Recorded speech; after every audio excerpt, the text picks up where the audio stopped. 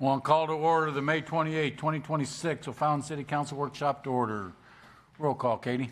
Mayor Hennessy. Present. Councilmember Wexler. Present. Councilmember Wilcox. Present. Councilmember Boyer. Present. Councilmember Yates. Present. Councilmember Cascella. Present.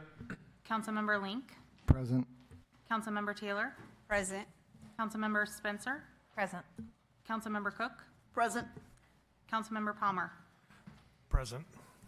All right, folks, you have an agenda in front of you. What's the pleasure? Motion to approve. Cascella. Second, Boyer. Motion by Councilman Cascella, second by Councilman Boyer. Questions or comments? All in favor? Aye. Any opposed? Motion passes.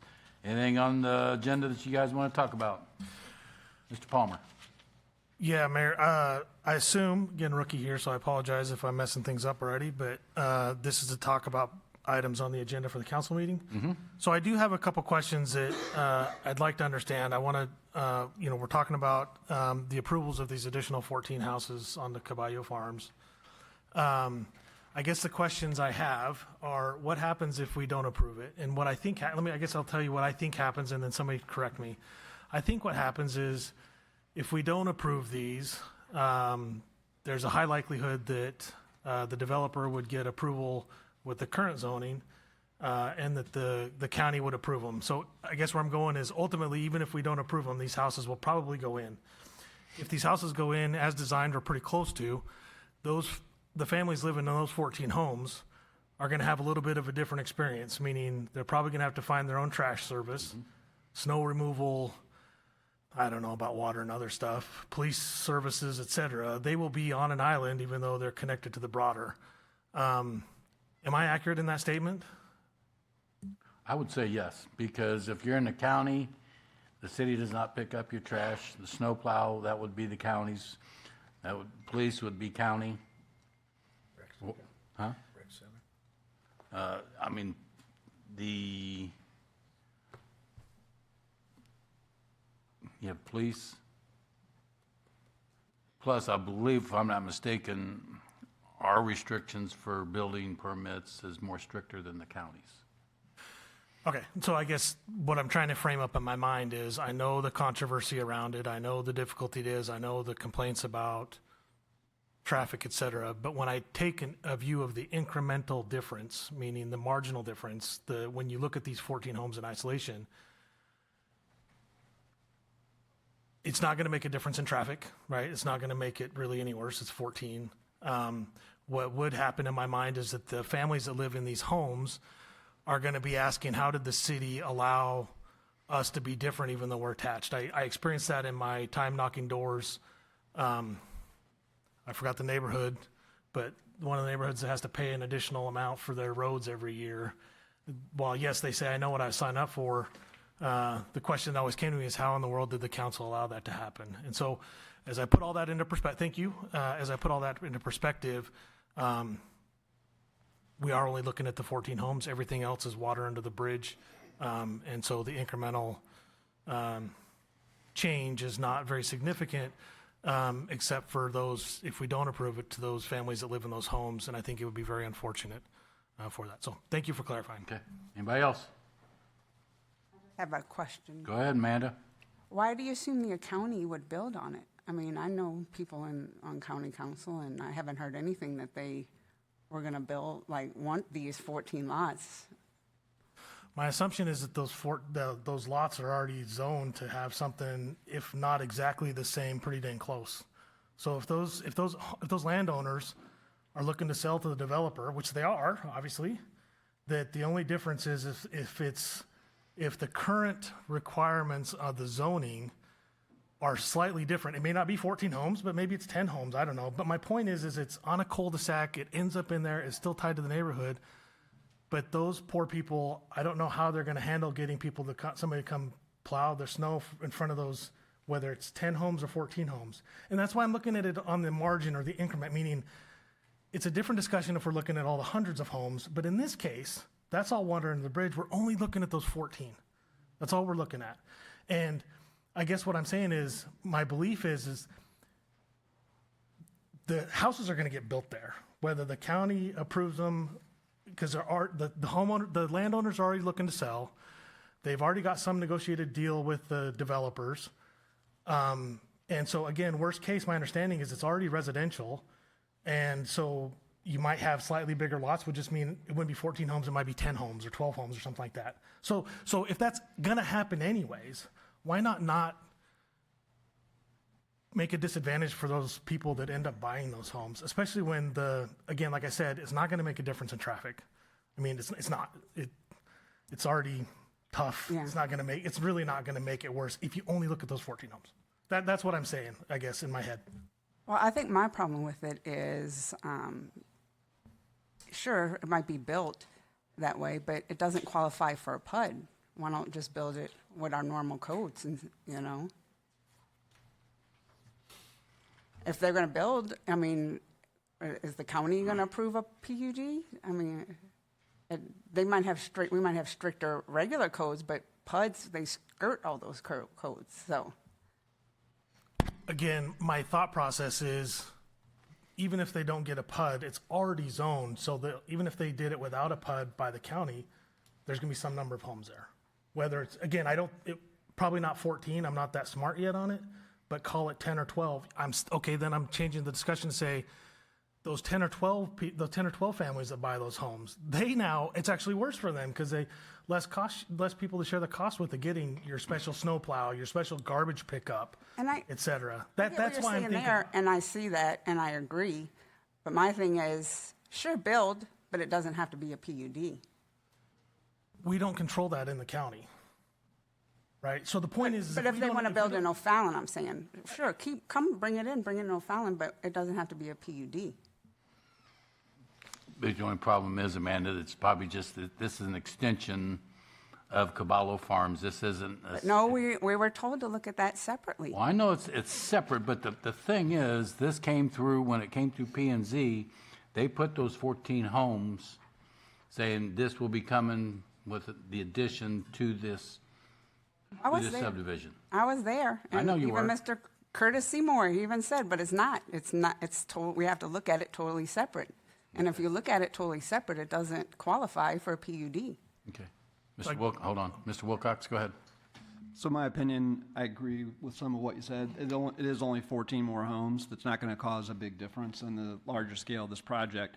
My other point is I want to make it easy for our largest home builders in the state of Missouri to do business in O'Fallon. I don't think this is where we need to take a stand on 14 homes.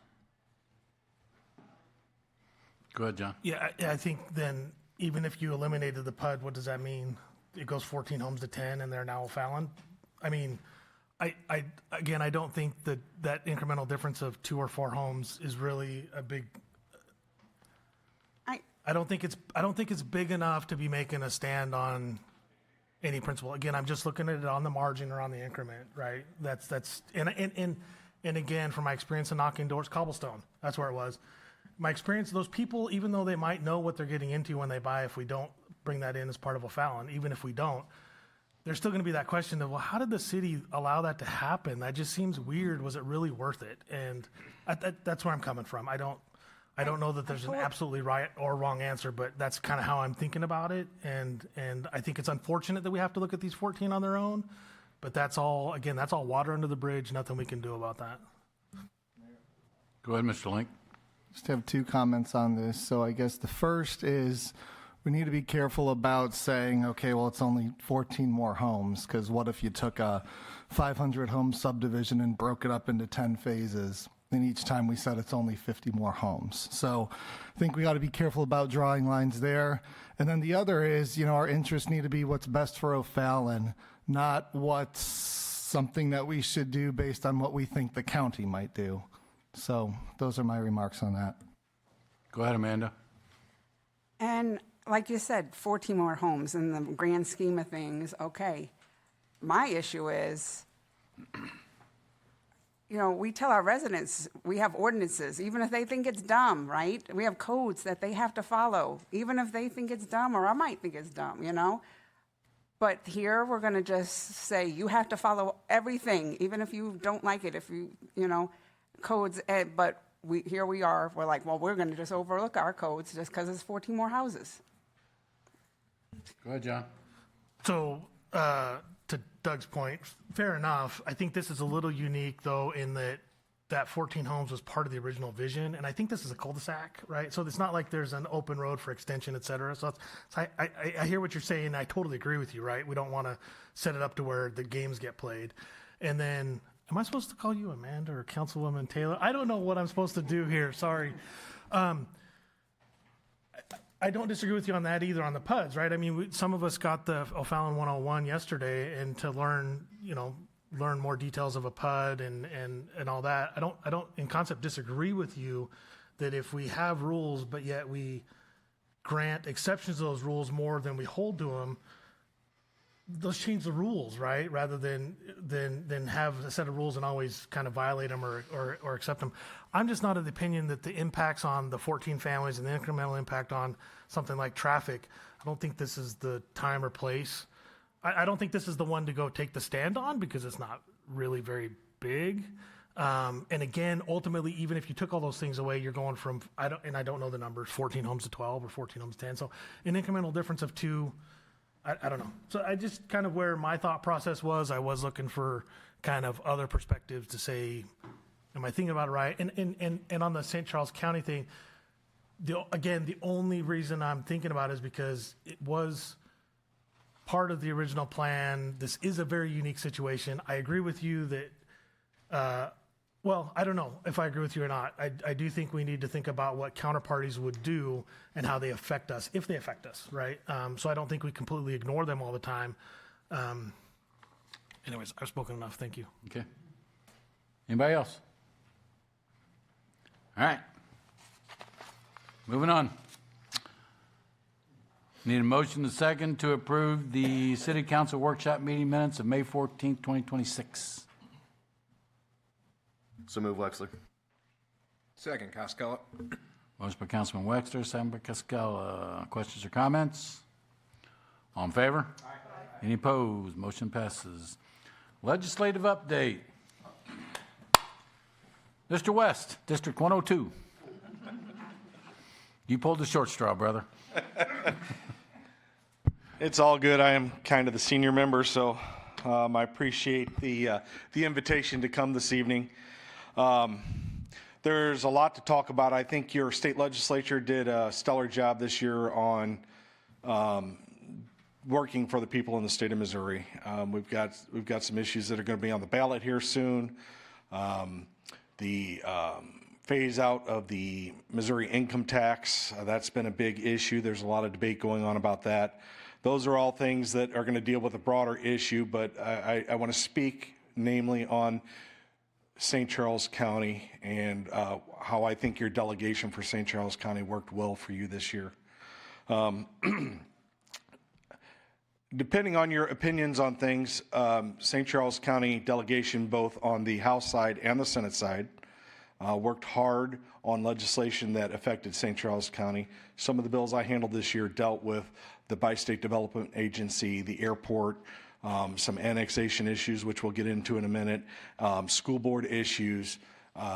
Me personally, I carried a bill that dealt with the alternative treatment for first responders and veterans, which was a psilocybin bill. And if you've been paying attention to the federal government, that's becoming a more acceptable way to treat PTSD, opiate addiction, and some other issues that our first responders and military have had over the years.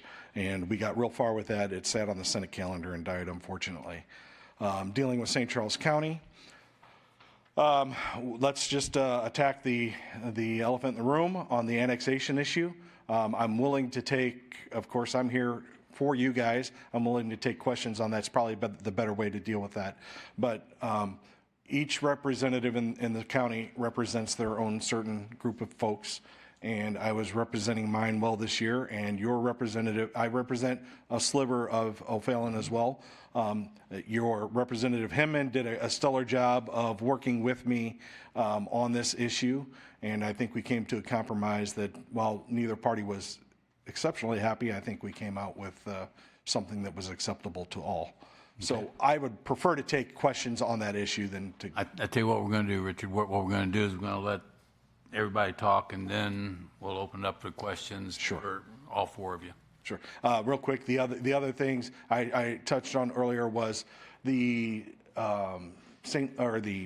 Lambert Municipal Airport, Lambert National Airport. I don't know what they're calling it these days. Lambert National Airport receives money in taxation from fuel and things they sell. St. Louis City siphons off about $8.5 million of that a year and takes it down to the city and spends it down there. My bill this year would have asked that to come in line with the federal standards of the majority of the rest of the country and keep that money to be used at the airport for airport purposes. In St. Charles County, we have a deficit on the East-West Gateway and representation, and that representation, not East-West Gateway, but the, maybe it is the Convention Center Authority, I'm sorry.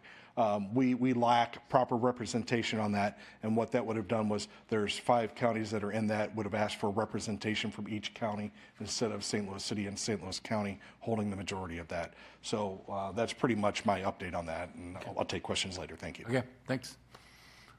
Ms. Hausman, District 65. Good evening, members of the council. I am in District 65, which is the northern portion of St. Charles County, which is West Alton, Portage de Sioux. I cover a little bit of O'Fallon, Cottleville, and I live in St. Peters. So one of my priorities that I do is I protect children and families. That has been from the moment I started. I've been in this for now 2 terms, which is 4 years. And a lot of my legislation, and I was vice chair my first year of Children and Family Committee, and so it's just been kind of something that I have done a lot of. I worked to create a bill that would actually it would make it a criminal offense and a civil penalty for the disclosure of intimate depictions of children and vulnerable individuals, including people with disabilities and seniors. And that was really, really close. We almost got that through. You'd think, why would it not? But it barely, it just missed it right at the end. So I'm going to try that for that one again. One that I also worked on was to improve the stability of education for foster children. I think it's very important that we work, and try to help individuals who take in foster children, especially those with special needs. I was able to pass a bill that would create provisions for pharmacies and pharmaceutical companies to enter whenever there's a state of emergency declared, that we can make sure that those people that are affected by natural disasters would immediately be able to get the emergency medication that they would need, such as insulin or heart medicine or anything like that. I also worked on a bill that, again, was one of those that was just, right on the edge and almost made it in the Senate, but it modifies provisions for the County Developmental Disability Resource Board taxes, because if we do eliminate, if the voters decide that they would like to eliminate the income tax, then we're going to have to figure out ways of paying other political subdivisions that are in our county. And so this would allow the voters to decide if they would like to increase a 0.5% tax to allow the disability boards to keep functioning and financially be supported. Another thing that I'm very big in is supporting families.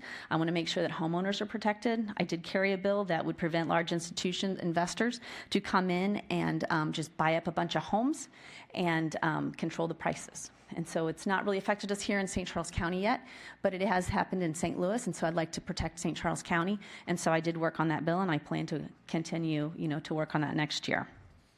I was also one of those who requested 2 more judges for St. Charles County. We have been growing as a county. We're over 400,000 in the county, and so we are in need of some more judges. And so that did not pass yet. As the chair of government efficiency, I had some government efficiency bills, and one of them was to remove some obsolete statutes, and I was able to get that through a Senate bill. I was the handler. I'm also a former business owner, and so I have been very protective this year, and as well as all 4 years I've been in office, protecting small businesses to make sure that they flourish and grow here in St. Charles County and throughout Missouri. I'd also like to let you all know and be informed that the decision that we made to pass HJR 1474, which will allow the voters to vote to see if our income tax will change, how we do that. There is a meeting. It's a town hall meeting that's going to be next week on June the 4th, which is Thursday at 7 p.m. at Mendendorf Creedle Branch Library, and that's at 7 o'clock. And so I just wanted to let that's open to anyone who is questioning, is this a good idea? And having any questions at all, that would be a great place because we're going to have some people there that can discuss that. And with that, I'll let it go. Thank you. Thanks, Wendy. Mr. Hinman, that's District 103. Oh, he only got a half piece of paper this year, huh? Yep, it's going to be quick. Good evening, Council. My name's Dave Hinman. I represent District 103, which is the center part of O'Fallon. If you go to Highway K and Mexico Road and draw a circle around it, that's my area. I sat on 4 committees this year on insurance, financial institution, emerging issues, and I was the chair of local government. Local government's a pretty busy committee. We take up a lot of bills. This year we had 36 bills referred to our committee. We heard 22 of those and were voted out, and 11 of those bills that I could see are going to be on the governor's desk. So there may be a couple more, but it's a pretty important committee to try to get some things through, especially for local government. Sometimes they hurt, sometimes they help. But overall, it's a great committee, and we had a lot of really good people on that committee. There's 3 bills this year that I was able to pass that were mine. First one was House Bill 1990, which was on gift card fraud. State of Missouri does not have any rules or laws in effect for gift card fraud. And we are the 13th state in the nation now to pass that law. So hopefully we'll be able to protect consumers that buy gift cards, especially on a regular basis around Christmas. The other one is House Bill 1987, and that was Declaration of Candidacy. This was actually the first bill I filed 4 years ago, and this was to change when you sign up for municipal elections. The ending time generally falls between Christmas and New Year's, and so this bill moves that a week forward, and it says that if the closing date falls on a holiday, that it would move to the next day. The issue was we were having clerks, both city clerks, county clerks, and school board clerks that were in offices where no one else was there because it was a holiday week. And from a safety issue and standpoint, we passed this bill, which I was very happy to do. And the third one that I passed, which was very important, was House Bill 2641, and that had to do with intoxicating hemp products. Everybody's been seeing on the news quite a bit lately about the candies and Doritos and stuff that is infused with THC products. What this bill does is it eliminates those, and it lines up with the federal law, which goes into effect November 12th of this year and says that all of those products will be illegal to sell. The only place you would be able to get intoxicating products would be at a dispensary. Other than that, there's 3 bills that I just wanted to quickly hit on that were kind of important to me. House Bill 1871 was an election reform bill. If you haven't taken a look at that, please do. There's a lot of stuff that has to do with your campaigns in there. There was probably 20 to 25 bills that were rolled into that that have to do with election law. The other one, the 1839 House Bill, is now requiring an ID for anybody who looks at adult-oriented content on the web. I can't believe that this was something that we didn't have in law, but this did pass this year, so that will be the law once the governor signs it. And the last thing is House Bill 1908. A friend of mine worked on this, and this has to do with the dissolution of marriage when you're pregnant. Again, another one of those things that in Missouri is kind of an odd thing. If you're not aware, if you are a woman and you are pregnant, you cannot get a divorce. You have to stay married to that person until that baby is born. So this was a really good law that is changed, I think, in the benefit of a number of people here in the state of Missouri. That's all I got for you tonight. Thank you, sir. Thank you. And our lobbyist, Mr. Foley. Thank you, Mayor, members of the council. I appreciate it. Always a pleasure to come back and talk with you. I know Representative West said it very clearly. It was a very functioning legislature this year. The last 2 years have been pretty functioning, and a lot of bills have been debated. If we can just to give you an essence of what it really was, there was over 3,000 bills that was actually filed last year. A lot of bills to follow. Actually, 100 passed, including appropriations. So, which is actually a lot better than the years past, but still, you get a lot of bigger bills, so a lot of issues go into a bill. They did do this year, you will have 4 ballot measures. I know it was touched on a little bit. You're going to have the water and sewer conservation renewal. That'll be up in August. You'll have the elected county assessor for each county and shall now be elected. I think Jackson County is appointed. I think some of them might be appointed, but it's basically to make them all the assessors elected. Amendment 4, which is the IP, initiative petition. Currently, it just took for initiative petitions out there statewide a simple majority. This one will change it from a simple majority to a majority in each congressional district out there. So the voters will make that decision how they want to do that. And of course, Amendment 5, which everyone has heard of, is the income tax elimination and giving the authority to the legislature to go ahead and either raise sales tax or give them the authority to go ahead and raise sales tax or expand sales tax in goods and services on that. Also, I want to talk about some of the VLTs, video lottery terminals. I know throughout the year and all of our calls that we've had, VLTs was a big issue. Obviously, with the gray machines, illegal machines, whatever you want to call them, a lot of them have been removed. And if you can see, the Attorney General has really took it upon herself to get rid of the gray machines and our illegal machines out there. But the bill to pass for the video lottery did not pass. Now, I say that this year because the leadership in the Senate, she was not going to let it pass out there. Now, you fast forward, you really see an opportunity for the VLT to possibly pass next year.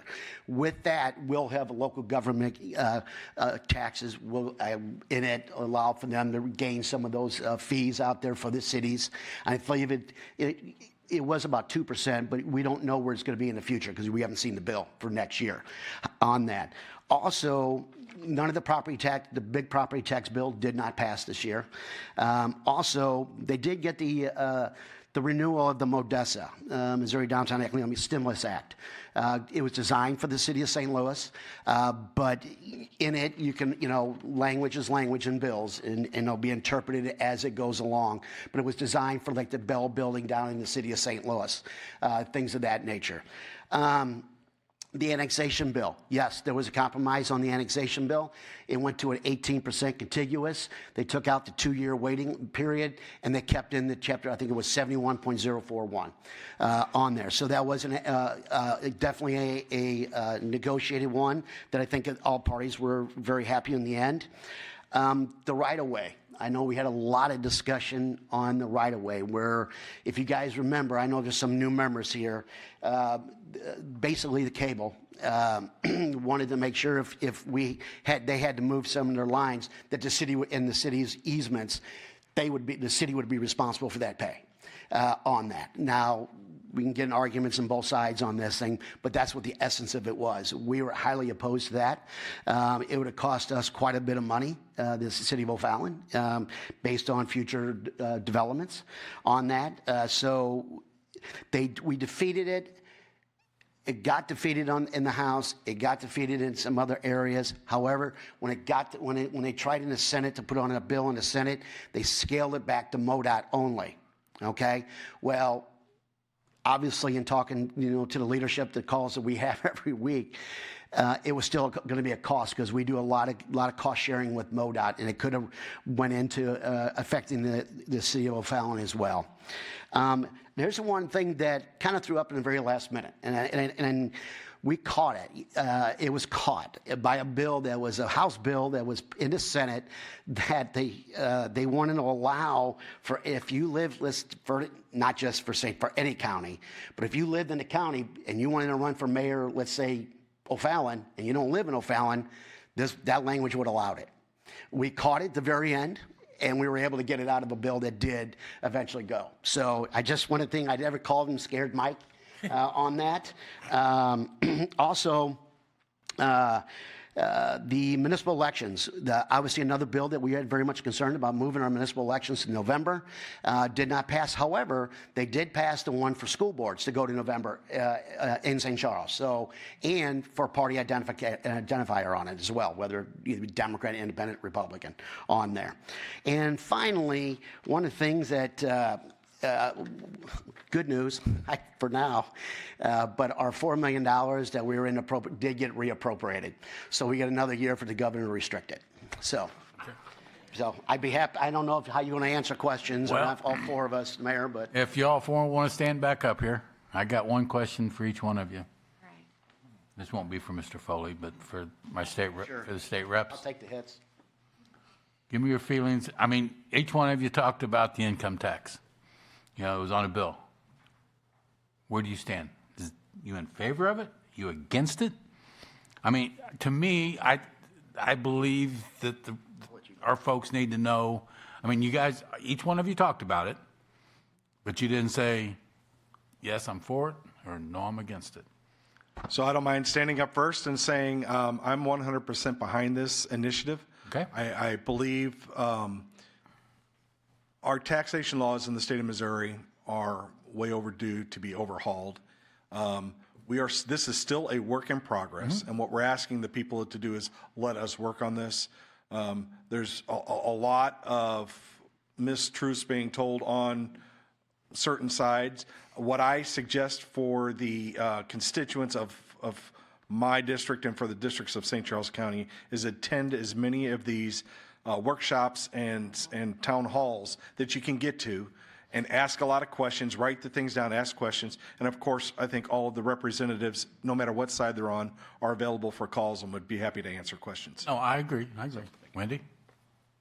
Well, thank you. Yes, I actually traveled all over the country talking to different individuals of all different places, and because I was very confused about it too, because taxes is not one of my favorite things, but after talking to a lot of people and kind of trying to understand how we can change this, and it could make a huge difference in the state of Missouri, and we could be a standout state, and we want to be the show me state that shows other states that this is a good thing and it can work. It's not going to be like Kansas City. It is completely different. It has different caveats that we have to make a certain amount of money in order to, react or reach certain goals. And so if we don't reach those goals, nothing changes. Okay. And so, and I know it is asking a lot to say, trust your government, to make these new things, because I became a legislator because I don't trust my government.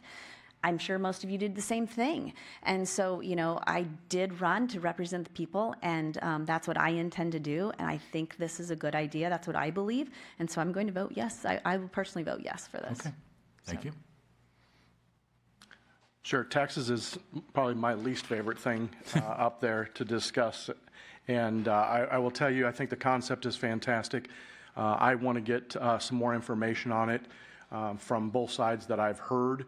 I am planning on going to a couple of the different discussions that are taking place. So before I can give a solid yes, I would say I want to get some more information on it, but I like the concept of trying to get rid of it and doing growth throughout our state in order to take care of that. Thank you, sir. Sure. Questions for any one of the three council? Mr. Boyer? When on the 4th is that town hall? It is 7 o'clock at the Minnendorf Library. Yep. Thank you. All right. Any other questions for our Miss Amanda? Mr. West, I want to talk about that annexation bill.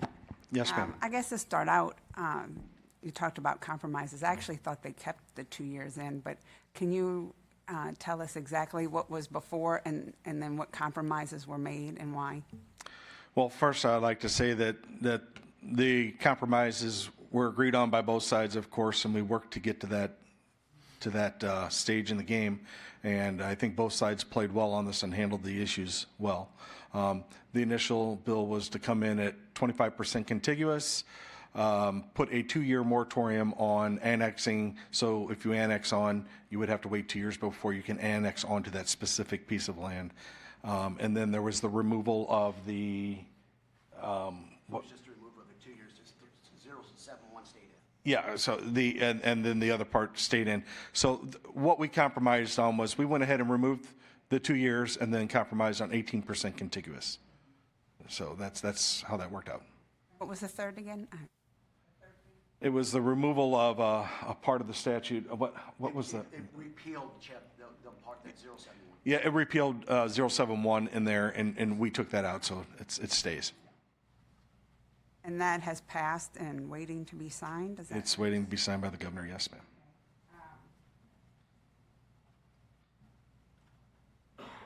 So there will be no waiting period. That's totally taken out the 2 years. That is correct. Also, with, you heard our PUD discussion earlier, it talked about annexation. Well, one thing I wanted to point out, because you mentioned that you were in the area of O'Fallon, that a lot of the people are speaking against this, right? All the annexation going on, and that's kind of what spurred you. There's a lot of discussion going on. But I just wanted to point out that I think of all of O'Fallon are pretty much, wanting to push this kind of thing. We've definitely heard, I think, across the board and a lot of the new members that, we're definitely for the smart growth and think there should be restrictions and stuff like that. So I just wanted to hear things that you heard. So I will say that this piece of legislation was born out of concerns from people in my district. I think the broader discussion should probably be had because I have a very small sliver. As it continues more into my district, I may have a stronger opinion, but I think right now those opinions should probably come from the people of the city of O'Fallon and who they currently represent. There is definitely a push for smart growth in that area, and really we would like to work. St. Charles County government is involved, O'Fallon's involved. There's some other players involved, and I think the best interest is for all of us to kind of work together and come to, agreements like what we worked on.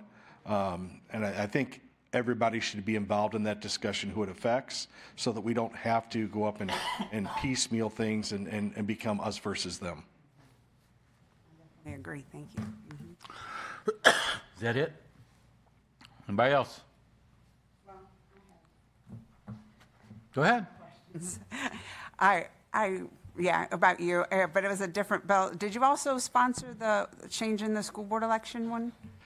Yeah, I forgot to mention that earlier, which was really a very important piece that we did last minute in the House. Again, a majority of my constituents, not only my constituents, but countywide, and I understand this may not be the position of everybody in the county, but I have had a lot of majority of the people in the county come to me. I've carried a bill for 5 years to move election dates for not only school boards, but for municipals. But let's just speak about the bill that did pass. This bill will allow it changes 4 things. It will allow school board elections to move to November. It will allow voluntary party affiliation. So it's not mandatory, but you can request from your director of elections that be placed on your name at the ballot an R, a D, or an L, depicting what party you affiliate with. And that's completely voluntary, not mandatory, and the school board has no say in that. That would be you as a candidate deciding that. It also staggers the kind of the term out date, we'll call it the end date of the terms, so that we don't have a whole slate of people terming out at the same time and replacing a whole board. So to retain institutional knowledge, it's going to stagger every 2 years. So I thought that was a really good aspect of this. And the last part of this bill kind of goes along with the election date is any bond issue or school tax increase will also be put on the November ballot, so that's voted on in November. I will say this, people think this is a super right conservative thing. This is an issue that I've had typically in April, we have very low turnout in elections. I think we are better served on all fronts to have more people. If I get 40% of the people voting on an issue, I'm more happy than when I have 14. And if it goes my way or the other way, that's not the issue. The issue is I really want more voters to turn out. I think this will help that. Is that it? Mr. Hinman? You got any quick comments on the annexation side of it? Because I know you were part of the negotiation. Yeah, I'll make a couple comments on it. First of all, Councilwoman Taylor, you asked where the differences were and where we started from and where we ended up. We started with the current annexations in St. Charles County says you just have to be contiguous. That could be a foot. So to go from a foot to 25% contiguous, I think that was quite a bit and quite a lot. I haven't heard from, I guess, nearly the amount of people that were concerned that you have. I would say, yes, there needs to be some type of better planning than what we had originally, and I think this compromise does that. I've been in the city of O'Fallon since 1990.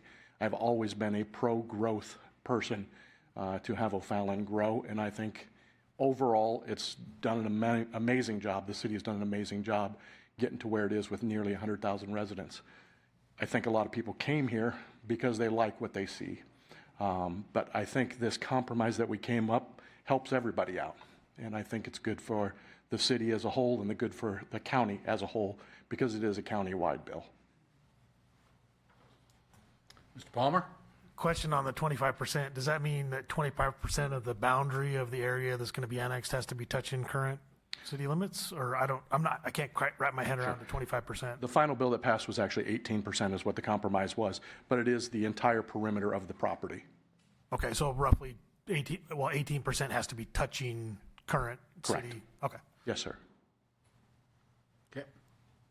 Amanda? Yeah.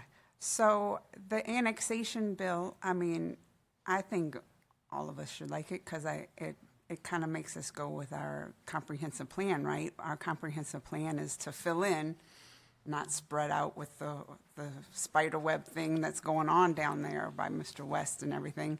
And I think it would clear up a lot of the problems that we're speaking about tonight, right? We have this piece of land that's touching it, and it could be county, it could be O'Fallon. And I think it's good that we have this because it would help with a lot of those problems, So, yeah, I just wanted to comment on that. But, we have to remember we have a comprehensive plan to fill in, not keep expanding out. And I think this annexation bill will help. So I'm glad that a compromise was made on that. And I haven't been involved in the comprehensive plan for many years, but I can tell you that the comprehensive plan was to grow outside. It does include filling in county pockets, but our comprehensive plan was to grow the city also. Mr. Link? I have one quick question too on, I guess, what was the timing restriction? So there was going to be kind of a 2-year pause where if you annexed a piece of land, anything chaining off that had to wait 2 years. How did that just stay at 0 and not land somewhere in the middle at like a year or 18 months or 6 months? That's part of the legislative process. Is compromising up there, and it took a lot of work between the representatives and the senators that were involved. I spent a lot of time over in the Senate working with the senators that had this proposal and pushed it through, worked with Representative West, and this is what the compromise came up with, we thought was the best for both sides. Again, as Representative West said, neither of us were extremely happy with the way that this ended up, but again, it's a compromise and we can all live with what we've got. Sure. And then one quick follow on, what's the likelihood that gets revisited anytime in the near future for any sort of adjustment? My opinion is if it gets re-looked at again, it's going to involve the entire state. I completely disagree with singling out a county for legislation like this. I think that is a wrong way to do statewide legislation. So I would think if we do anything with this, it would be to expand it. All right. Thank you. You're welcome. Anybody else? Amanda? I just had to follow up on that, excluding out the county and the rest of the state, because that's what happened with the school board, right? Moving the school boards, it's only St. Charles County? Yes. And, I mean, that seems kind of strange to me. Like, what is the reason there? That wasn't my bill, so I don't want to talk about it. I think Representative West had that bill through the process through the House side. My understanding that it didn't have enough support to do it statewide, so the decision was made to do it just St. Charles County to see how it works out. Okay. There you go. All right. Mr. Foley, Mr. West, Mr. Hinman, Ms. Hausman, thank you for your time. Mr. Snowden. Thanks, Mayor. I'd also like to thank all of our contingent, 6 representatives and 1 senator, for all of their work in this last session. For those that don't know, there are about a dozen staff members on our legislative committee who meet regularly with Mr. Foley to work through legislation that may affect the city both positively and negatively. And we receive dozens of fiscal note requests every week during the session. It would be nearly impossible to go through all those without the help of that legislative committee, so I want to thank them as well. I really want to thank Mr. Foley because he actually postponed his vacation to be here tonight, so thank you, Mr. Foley. You're free to go. Thanks, guys. Appreciate it. Thank you. All right. Mr. DeBell, 2026 second quarter strategic plan update. Good evening, Mayor and Council. For those of you who are new, just to give you an idea of what we've got here, last summer, this City Council in August or September adopted a long-term strategic plan heading through basically through 2028. And what I try to do is come quarterly to update you all on where we stand on some of those projects. This one, with the election in April, I pushed it back a little bit just to give everybody a little bit of time to settle in, but I'll come back quarterly after this. What I'm going to do when I do this, if you look in your packet, you'll see that there's certain highlighted categories. Those are the ones that have actually changed since the last meeting. So those are the ones I'm going to go in through just to speed things along a little bit. Our goal as staff is to get each of these items to either a level of complete, if it can be just completed, or if it's an ongoing process, that it's implemented and is now part of our daily lives of what we do. So once we get to that point, I'll report to you that this item is complete or implemented, and then it'll just go to the back and we won't really report on that anymore going forward. So that's kind of how we do it. There's 5 categories. Goal 1 is process improvements. 2, great places to live. 3, city facilities and infrastructure. 4 is have a vibrant community. And 5 is just city code changes that we want to take a look at. So I will go through these here with the ones that have changes. Convenience fee report and direction. This was actually approved by the council earlier this year, and implementation is underway with staff right now. Several departments have already doing this. Review and update all development applications, building permits, and inspection fees. Planning has actually started this process. The goal is to have it done by the end of the year into early next year. But one of the main goals is to try to move the payments for various pieces of the process of permits and stuff up to the beginning rather than trying to collect it on the back end. Under transparency and citizen relations, develop the ability to broadcast live programming. Communications is actually bid out and in the process of purchasing the necessary equipment for this, and they plan to have it active by July 1st. And good news on this one, they originally were looking at about a $40,000 cost. It's been reduced to $12,500. So, promote public understanding and appreciation of long-term stewardship of O'Fallon's historical assets. This is now part of our kind of implemented ongoing process. This is something we will continue to look for opportunities to do in everything that we do, working with the Historic Commission. Recently, just to give you an example, the Historic Commission actually hosted a state historic delegation on a tour of our local sites, and they rented a bus and they took them around and showed them everything and toured it. So that's an example of the kind of things we're going to be looking to do as we go forward in the next few years. This is one that is complete to look at the idea of adding another LED marquee board like we have at O'Day and Stadium and various areas. And actually, after evaluating it, we have decided not to move forward with it at this time. It's just not worth the money, we think, with the situation that we have. We have several out there. We're going to live with those for a while, and we'll reevaluate that in the future. So that's complete. Under technology, formalizing an IT service delivery process. This is now part of our ongoing efforts as implemented.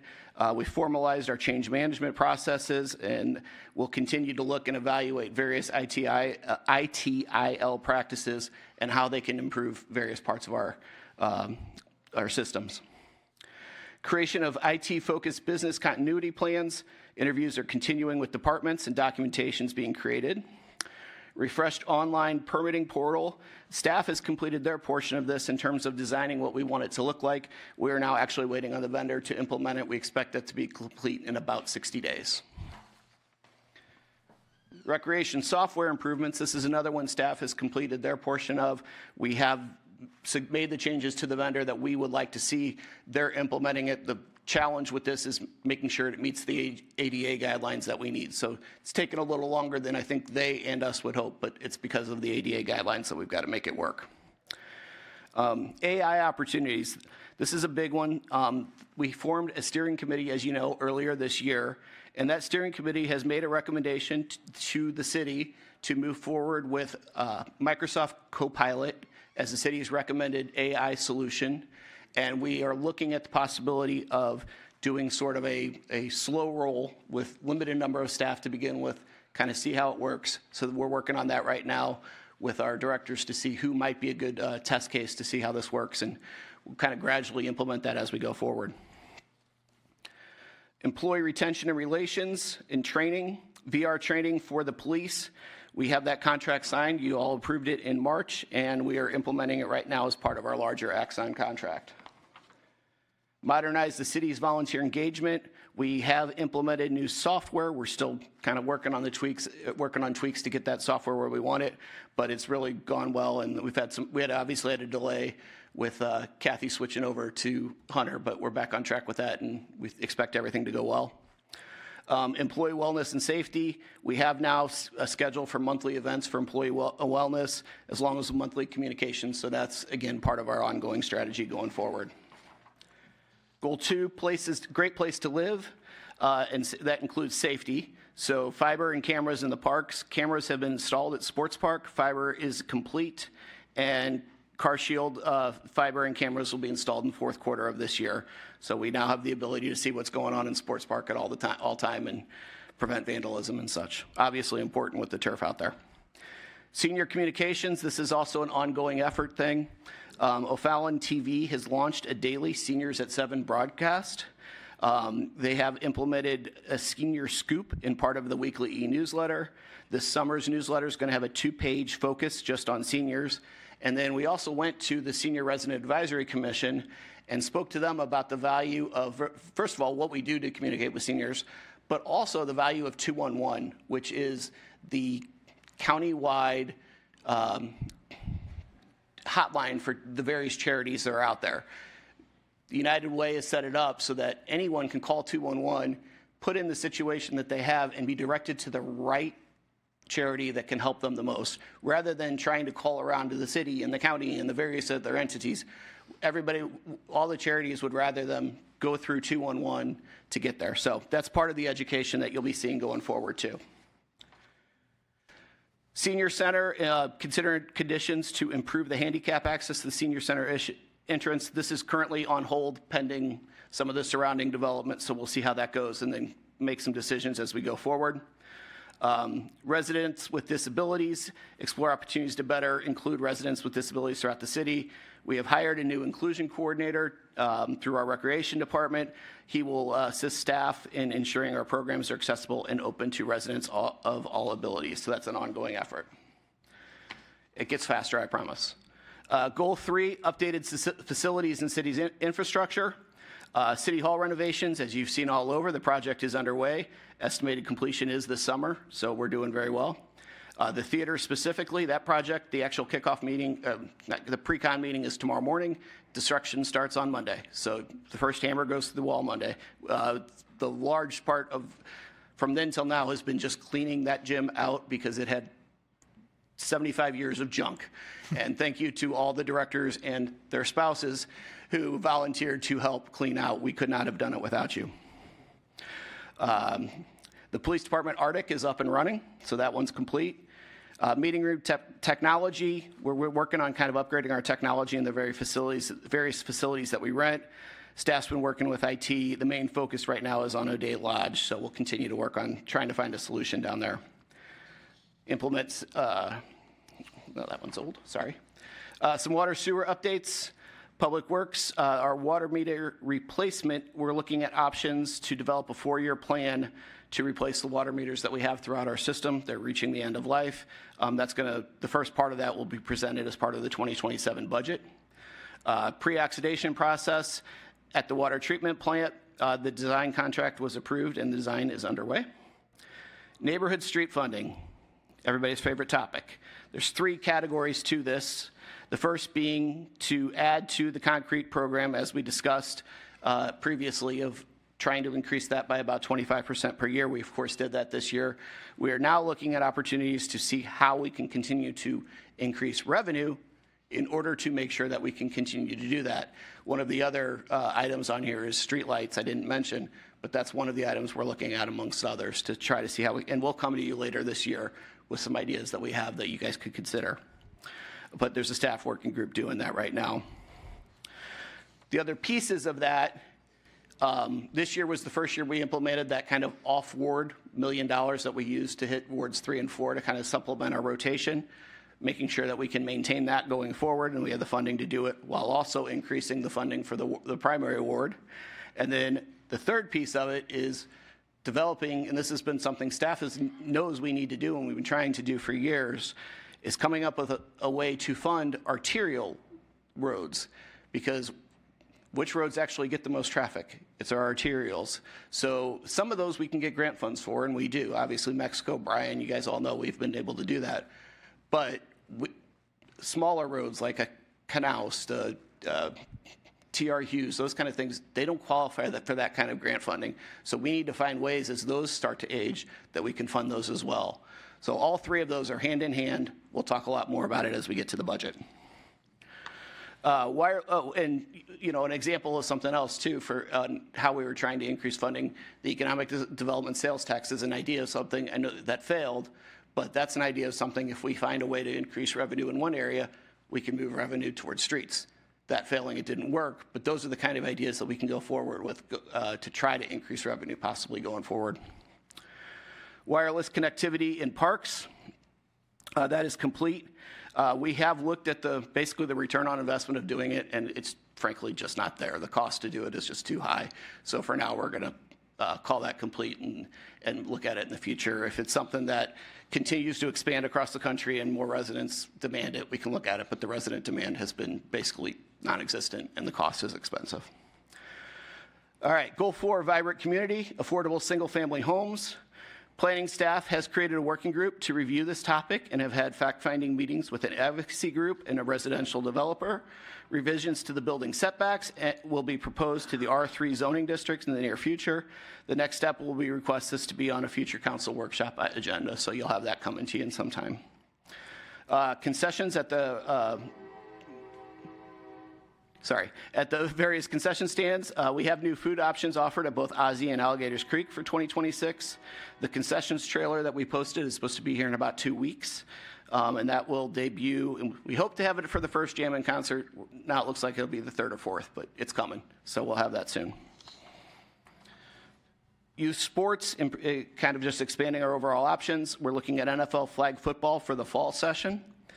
We partnered with GMB to provide umpire services to our youth baseball and softball league that we're implementing, and we're working with St. Charles FC to allow their U5 and U6 soccer teams to play in O'Fallon's league this fall, so trying to expand across the county that way.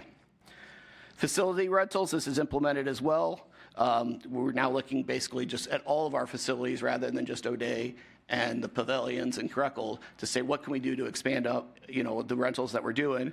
An example, staff introduced a new Firelight Night offering at the O'Day campsites. Historically, this is a space that has been completely underutilized. Here's a way that we can rent that out for a 3-4 hour period and people can have events down there. So that's the kind of thing we're looking to do.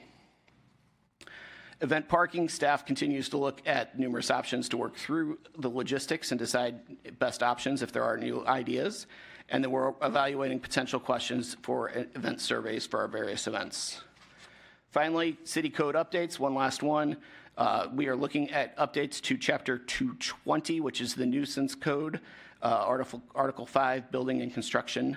Specifically, a draft of the ordinance has been completed and is with the city attorney for review. It'll be on a future council workshop. That is all I have. If you have any questions, I'll be happy to answer them. Otherwise, Questions? Mr. Palmer? Just heard a discussion before you around the strategic plan on and dealing with, are we expanding or just infilling? Where can I find that? in the strategic plan, it is not in there either way.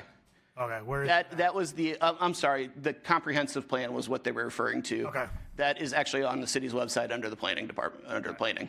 Sorry, two different things. Oh, you're good. Anybody else? Thank you, Mr. DeBell. Thank you all. Major Meyer, Castle update.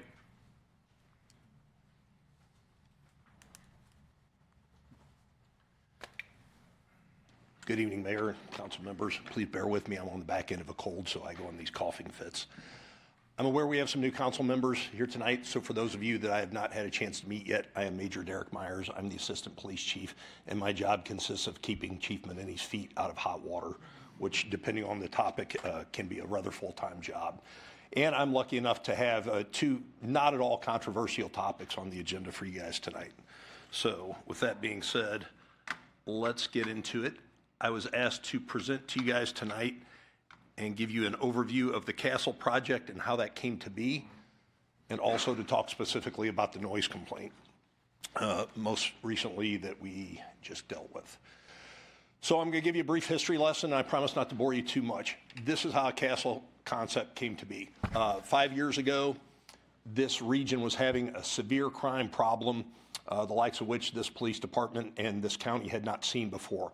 We were dealing with a huge uptick in stolen vehicles. For those of you who pay attention to the news, especially Kias or Hyundais, there are different names for these gangs, and they would come out, they would steal cars, they would steal them out of driveways, they would confront homeowners, and then they would drive these cars, commit a series of crimes with them, and come back out and do it again. And as somebody who was on nights for some of that time, it was very frustrating to deal with this because we just didn't have the tools, tactics, or procedures to interdict them.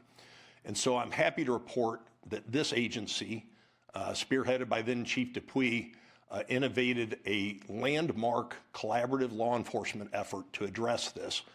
And it has become a model for addressing crime in regions. Governor Kehoe has spoken specifically about it, as having a lot of regards for it. I know some of you have already scheduled ride-alongs to go out and see this. I know Senator Shore has, and I highly encourage you all to do the same. I'll give you a basic overview of it in that all agencies overnight have been fighting a shadow war with these car thieves. We put forward a number of officers, as does every other department. It has close command supervision, operated out of the Emergency Operations Center over in St. Charles County. And these officers, these men and women, are facing a threat matrix like nothing I've ever seen in my career. We're facing 14-year-old kids that have stolen guns, stolen cars, zero respect for authority.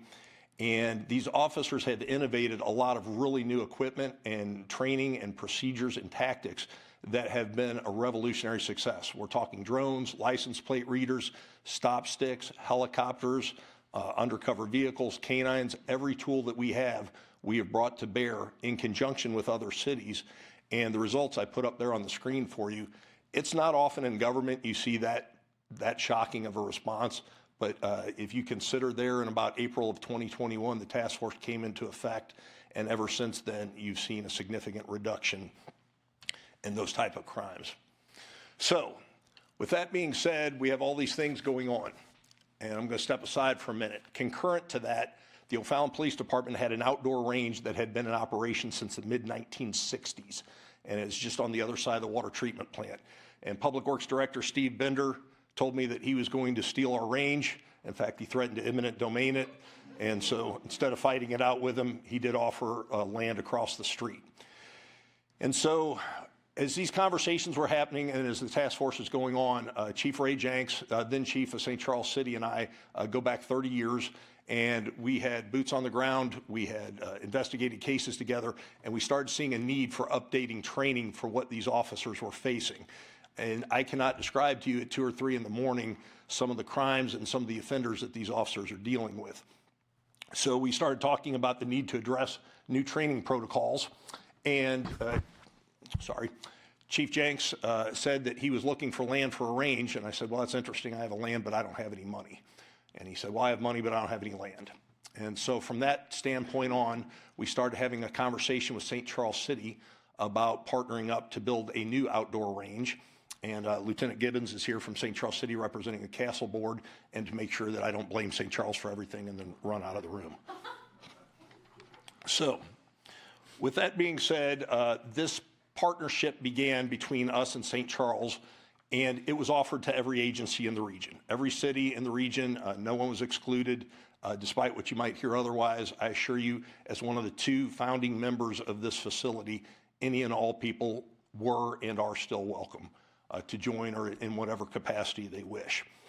So a board was formed, and I'll talk about that in a minute. But in addition to, we started going up to Jefferson City and started seeking state funding. And you heard the lobbyist, Mr. Radley, talking about, for a series of years, the state has appropriated $4 million to be set aside for this training facility. We're not really sure what we have to do to get that. So if somebody finds that out, I would appreciate it if you let us know. So the Castle Board forms. There are 4 members from each city. It includes Finance Director Vicki Boschert and the Finance Director Jen from St. Charles, because if you want to do anything, you better have people that know how to pay for it sitting right next to you. We also have a lawyer from St. Charles on staff. Mr. O'Keefe has filled in on occasion, a captain from each city, and of course Lieutenant Gibbons is there.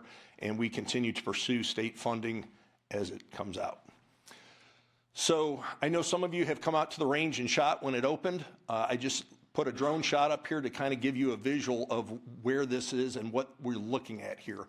The highway type facility there in the middle, that is the emergency vehicle operations course. As I told you about the task force, one of the things that came out is we had to modify our pursuit policies under very careful supervision and on very strict circumstances. And so these officers are facing people who are driving with no regard at all. So that is very much a skill that we have to practice and we have to train on. In the lower right corner of the screen there, you see the range, and we're going to talk about that in a minute. And there in the middle right, next to Highway 79, you see a lot of dirt being moved. That is where the classroom building and the academy is going to go. And then a little bit farther up is the mechanic shed to address vehicles on the EVOC course, and also where some munition house is going to be held. There are a couple of empty plots of land that are also going to hold a drone training center, because I told you we talked about drones on the task force, and a canine kennel and canine training facility. There in the middle of the EVOC track, you see a large kind of roundish area. That is going to be an assault grounds. We can put different vehicles on there to practice hostage rescue, and it's not so much that we might need to do that for a school bus, but for the type of training we want to bring in, having that facility and having that equipment is necessary to be a top-tier facility. Okay, so let's talk about our 200-yard outdoor range. It is a sad fact of society where we're at, in that some of the hallways in the high schools and middle schools are very, very long. Not just the schools, but also MasterCard, Citicorp. There are some large buildings in this city. I agree with you that it is an abomination that we have to train to be willing and able to take a shot in a school hallway, but nevertheless, that is where we're at as a society. The original specs for our outdoor range called for an enclosed roof. And I want to talk about that because I know that's a topic hot on everyone's mind right now. The original specs and designs called for this range to be completely enclosed overhead, and there's a very simple reason why it is not. We just didn't have the money. We didn't have the money 3 years ago, and I assure you we do not have the money to do that now. So the thought process is, let's go up there, let's see what we can do. The old range had absolutely no kind of sound mitigation. Let's see what we can accomplish with that. So we move forward to bring this project in under budget. For those of you that have not worked before with me, you'll learn that I am very cheap when it comes to my taxpayer dollars. So to come in under budget, that was something that we needed to do. So you guys came up there and shot, and you understand that those concrete walls having a different build thing now almost create like a sound tunnel. So it does create some sound issues. And one of the things that we were finding there is we needed to put some sound mitigation measures on the walls. And so in October of 2025, we mounted some acoustic baffling measures on the walls, up to 8 feet, I believe.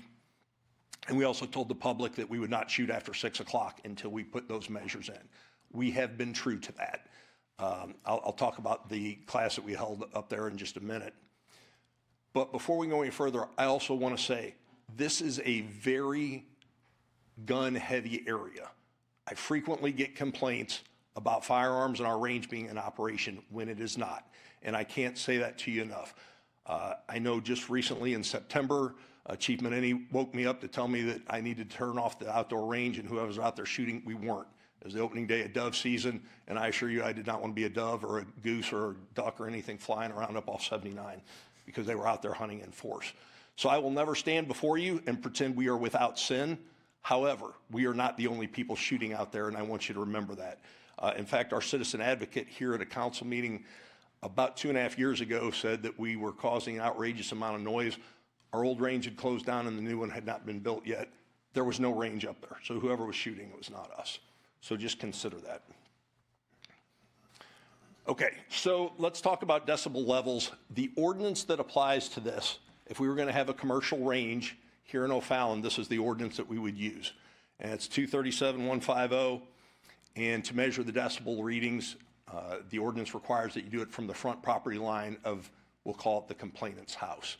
We have tried to be better than that in that we have started taking measurements from the start at the castle grounds. So even though we could go across the street, we started there just to try and give us a baseline. It is zoned agricultural. However, agricultural does not have a rated decibel rating limit. And so talking to code enforcement, they have established standards to use the commercial zone district. So you see the decibel readings there. Now I want to talk for a minute before I go into some of the readings we have. Decibel readings are a number. And what I mean by that is this is what the ordinance requires, and we are in compliance with our ordinance almost always, and we should be. We know what the right thing to do is, and we follow it. However, I also recognize, as someone who's worked midnights more than anyone else in this department, if I'm asleep at 11 o'clock in the morning and my neighbor's cutting his grass, he is well within his decibel readings. That doesn't mean it doesn't disturb me. And also, if I'm putting a kid to bed at 9 o'clock at night and I hear gunfire, it doesn't mean that it doesn't disturb me, even though I call them and say, hey, we're under the decibel readings. I understand that, and I want to be a good neighbor. And it's also important to consider sound as it is. Firearm sound is different than traffic. I've spent a lot of time up off 79. You kind of have a droning traffic sound. Firearms are percussive and intermittent in nature. So even though you're in your house and you might hear these firearms and the gunshots, you might be under the decibel reading and we're completely legal. That still doesn't mean that it's not disturbing your peace. And I want to make that point clear. And I always want to be a good neighbor. So in March 25, these were some of the readings that we took at the castle property, and then also took similar readings after sound mitigation was applied. So you will see there in some of them, we are totally fine. In a few of the corners that you're above, and I want to reiterate, the ordinance requires the front line of the receiving property. So the ordinance doesn't even require this. We're trying to be good neighbors because if we can get the sound down here, obviously it will be lessened across the street. I also want to draw your attention to the numbers there is look at the ambient reading for noise.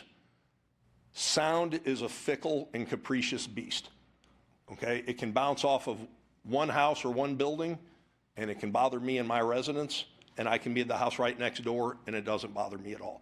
So I always want to be cognizant of the fact that if people's peace is being disturbed, I want to be cognizant of that, and I want to be a good neighbor and do what we can to minimize that. So just to make sure that we are being transparent and open and that we are doing things the right way, we reached out to code enforcement the morning after May 6th and said, hey, we were getting a lot of complaints about the noise last night. This is the first night shoot we have had since we tried the sound baffling. Will you have your experts go out and take readings so it's not coming from us is coming from you, and make sure you guys are more familiar with the noises and the meters, and make sure we're doing things the right way. The results are there, as you see. No residential violations were found. But again, I just want to reiterate, that doesn't mean it doesn't bother people.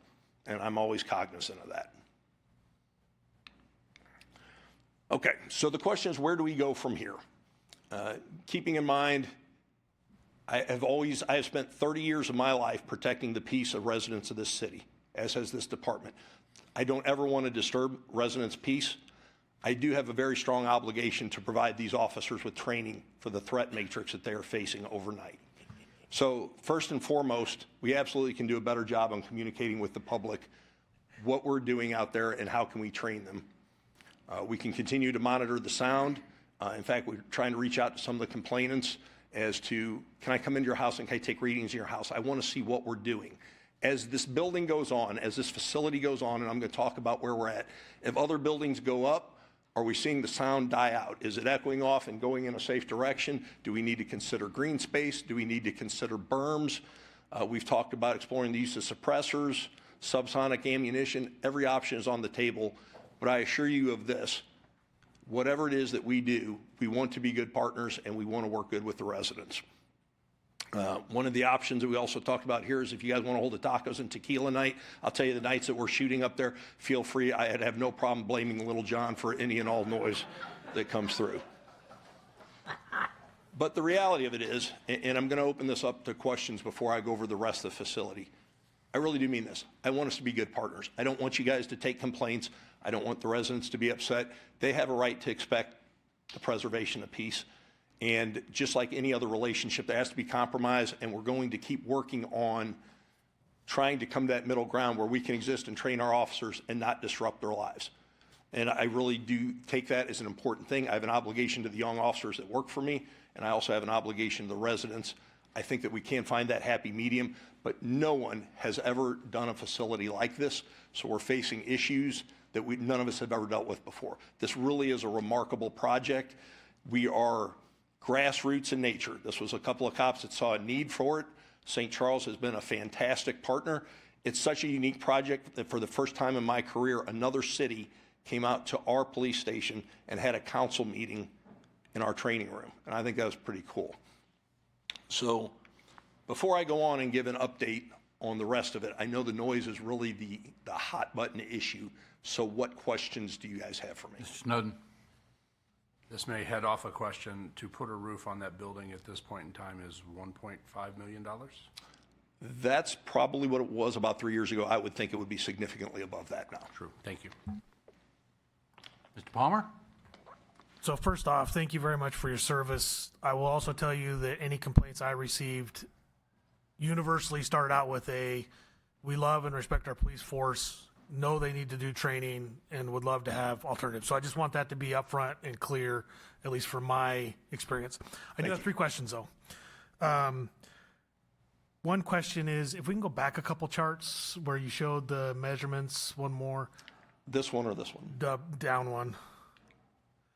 So at 1,500 shots being fired, that's 70 dB. That is correct. But that's at the entrance to Castle. So that's not really representative of a home itself. That's just like at the entrance of the facility? That is correct. So keep in mind, when we started and we laid this out, we wanted to start there at the corners because obviously this is going to give us a baseline of noise. It is not what they're hearing up there, but if we can reduce it here on our property, obviously it's reducing it up there. Okay. Does that answer your question? Absolutely, and that's what I just wanted to verify. The second question, I love that you asked residents if you could measure from their homes. Did you get much uptake on it? Because I will tell you that we've had a couple universally of people complaining, but very much straining to remain anonymous despite many efforts to meet with them and ask questions, et cetera, which kind of hurts the challenge of trying to come up with a solution when somebody goes to a great extent to stay anonymous. Sure. Did you get much uptake on those offers?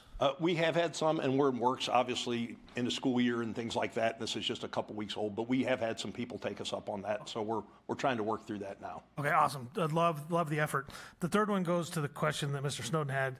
I was going to ask the cost, but do we know what the effect would be if there was a roof on it? Do we have what the expectations would be about the sound if it was there? Because that would obviously be an option, maybe not desirable, but if you were to say, hey, to go put a roof is $1.5 million, and I'll take 2 dB off, not what's the point kind of thing, right? So do we have an idea on what the effect I would be? do not. Okay.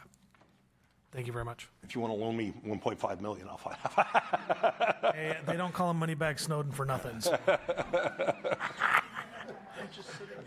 Corey? Hi. Hello.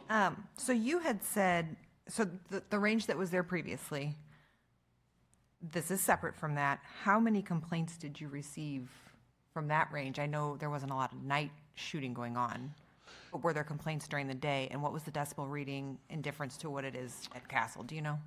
This is all going to be anecdotally because I don't know that I have any of those readings anymore. We would receive complaints sporadically, and it just depended on so many different factors. What was the traffic like? What was the time of day? Typically speaking, nighttime you would get more complaints than ever, especially, as I said, with dove season. And one of the reasons that they sparked up at night was that was us trying to be a good neighbor. Is after daylight savings, it gets darker quicker, so you could shoot earlier and you could get off the range quicker. Ironically enough, that was usually the ones that had the most complaints. And so you said that you had code enforcement out there to do the readings. We did. Is there, has there been any discussion on having an independent company come out? Because I know I've spoken to several residents, even though it's not even in my ward, that are, saying, well, my friends are upset about this, and, maybe you can do something. And so I'm just wondering if, I think they might feel a little bit better, maybe, if we brought in an independent company to do these readings and compare them to what we're getting here in-house. That's absolutely an option, and that was just brought up after all this. I don't believe that we have had a Castle board meeting since then, but I can assure you that the noise complaints has been one of the key issues. And the company that installed the acoustic panels for us, Troy Acoustics, I believe does that work, but that is an option we're looking at, absolutely. Okay, and then one more thing, I support our law enforcement, huge advocate for you guys, and a huge advocate for your right to train at all hours of the day and night. I know it just kind of speaks to the dedication of this department, that you guys are willing to go, above and beyond and handle some of the backlash that you're getting from this to make sure that you're keeping the residents safe. But you mentioned that baffling. Has any independent verification been done to ensure that the baffling and the other installed mitigation features were properly constructed and are performing as designed? So Troy Acoustics was kind of the subject matter experts in the field. I don't want to speak for Chris Clerks as a project manager and knows more about construction than I ever will. I believe that they were taking measurements at that time, but I'd have to verify for that. I have heard nothing to say that has not been installed properly, but I will ask for you. Okay, thank you. You're welcome. Michael? Yes, no, thank you, sir. Scott?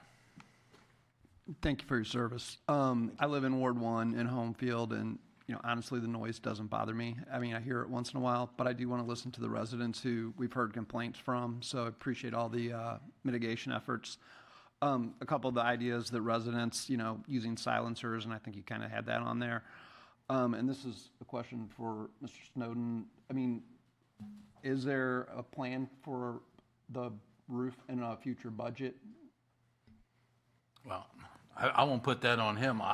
That's going to be up to this council. Yeah. When it comes budget time, do you want to put whatever cost the roof is? I don't want to put it on him, but to me, that is this council when we meet in June. We meet in June for budget. Yes, sir. I mean, to me, that I want to find out what the cost of putting that roof on, and that's going to be up to this 11 elected officials to decide, do we want to spend that money on the roof? I don't want to put it on him, but that's your guys' and my responsibility. Do you have something, Mr. Snowden? Yeah, absolutely. Go ahead. And I appreciate that you don't want to put that on me, but the other piece of it is the Center for Advanced Skills Training and Law Enforcement is a joint venture between the cities of O'Fallon and St. Charles. And so The land is owned jointly by the two entities. They are renting the facility to Castle, and so the operation of Castle is up to the Castle Board.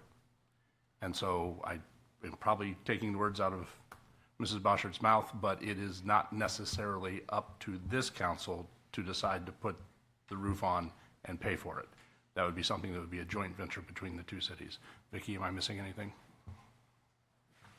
No, I think that's correct. Last question, sorry. Go ahead. Do we know approximately how many night shootings are going to take place, like per month or per quarter? Just so if residents ask, we have an intelligent answer to give to them. So for the time being, the Castle Board unilaterally is just in a very short period of time. So let's just hold at 6 o'clock for right now. I don't believe there's anything in the immediate future scheduled at night. If there is, or if something pops up, which may happen, we'll absolutely post that on Castle website. We will link it at our police page. And I know we're kind of talking about trying to reach out to the HOAs and have lines of communication with them as well. Thank you very much. Michael? To that point, sir, I've asked that the Castle Board post every time there's going to be any shooting out there, no matter what time of day it is, and then I've asked that our police department repost that. So we're going to start doing everything we can to make sure every time someone shoots out there, because then when they hear gunshots and we didn't post that we're going to be shooting out there, it's not us. So just on one other point, you do have to shoot at night. You do have to train at night. I don't know how many hours you need to train at night, but there are nights that you have to go out and train at night, not just all during the day. There absolutely are. The criminal element that I talked about on task force has really been an aggressive one, and I would be negligent in my duties if I did not provide training to these officers at night. And how many hours at night do you have to do training? I as much as humanly possible, and then add more. Go ahead. Keeping in mind that at night does not mean 11 o'clock, midnight, 1 a.m. I just wanted to be clear to anyone that's listening, no one is proposing that any shooting happens at an hour that is outside of our own ordinance precluding when we can shoot. It's got to be dark. Just want to make that clear, though. Mr. Palmer? Sorry, just a couple more things. I was going to ask the same kind of thing. It would seem prudent to still train at night because that's got to be the toughest environment. I mean, I'm not a police officer, but I think trying to shoot with my eyes closed, well, I might be better shooting my eyes closed than open, but I can see where the experience would be necessary. So personally would not advocate for something that inhibits your ability to perform. From a facts and data standpoint, I did have one resident tell me that after 15 days of use, it had finally slowed down. Has there been a time period in which over the last 2 months that has been used 15 days in a row? Has there been a period of time that has been used over 15 days in a row? That is very possible, yes. Okay. So we have a number of agencies that have expressed interest in our training out there. I know, just as a side note, an interesting one, St. Charles just had a sister city, the Irish Garda. The Irish police were in here, and they were up there shooting the other day. So yes, there are agencies there. 15 days is very possible. Okay. And then I think Corey might have been doing this, or Councilwoman Spencer. I'll figure out what I'm supposed to say. But one of the emails that we all got had some specific requests. So I'd like to just kind of put it out there to see if we're willing to commit to doing some of these things. One is, will the city commit to an independent third-party study around the sound? The second was, will we publicly release the methodology and data supporting the current sound level determinations? That seems reasonable. Will the city pause nighttime training until it can demonstrate the mitigation measures are objectively effective? I personally might choke on that a little bit.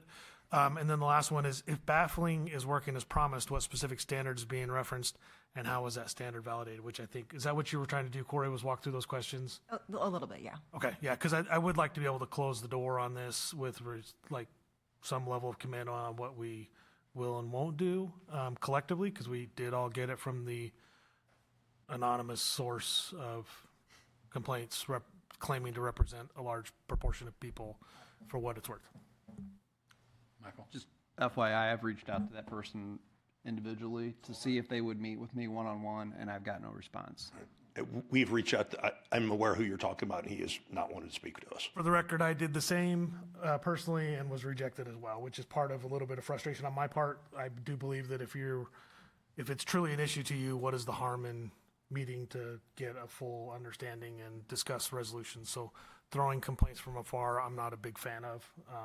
And I know that we'll get back to this person that I said that, but that's okay. I mean, I do think that if you have significant complaints, because there was more than just the noise in there that I was hitting on, if someone is going to great lengths to remain anonymous, it does take a little bit away from the credibility and the ability to actually close the loop and reach a reasonable resolution.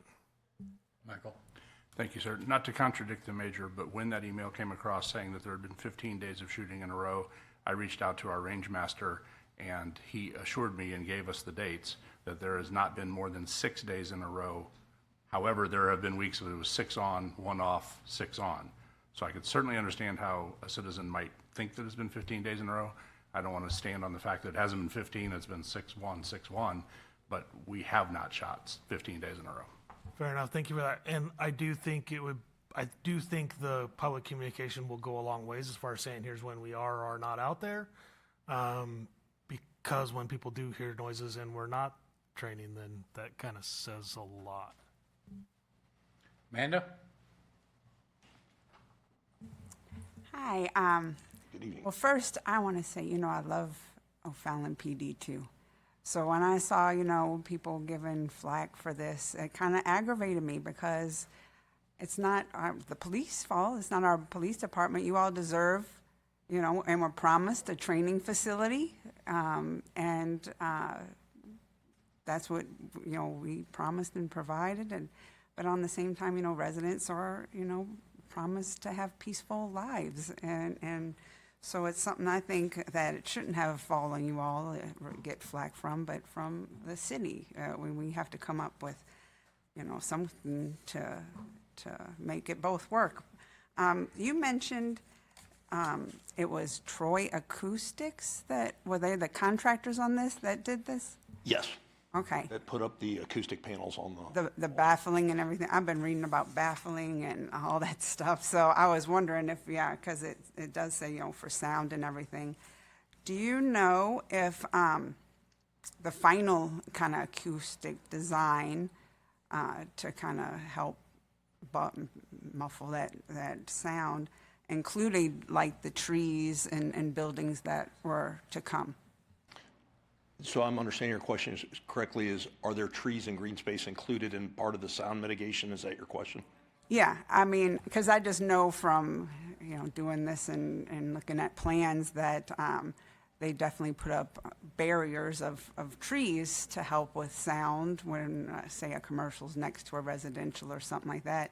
So, and I know, this is, kind of just out in the open, but buildings are supposed to go up and things like that. So is that also included to kind of mitigate the sound? I know when we talk to planning and zoning, that is part of it, and some of that is just on the whole, as the buildings go up, you want to see what happens to the sound.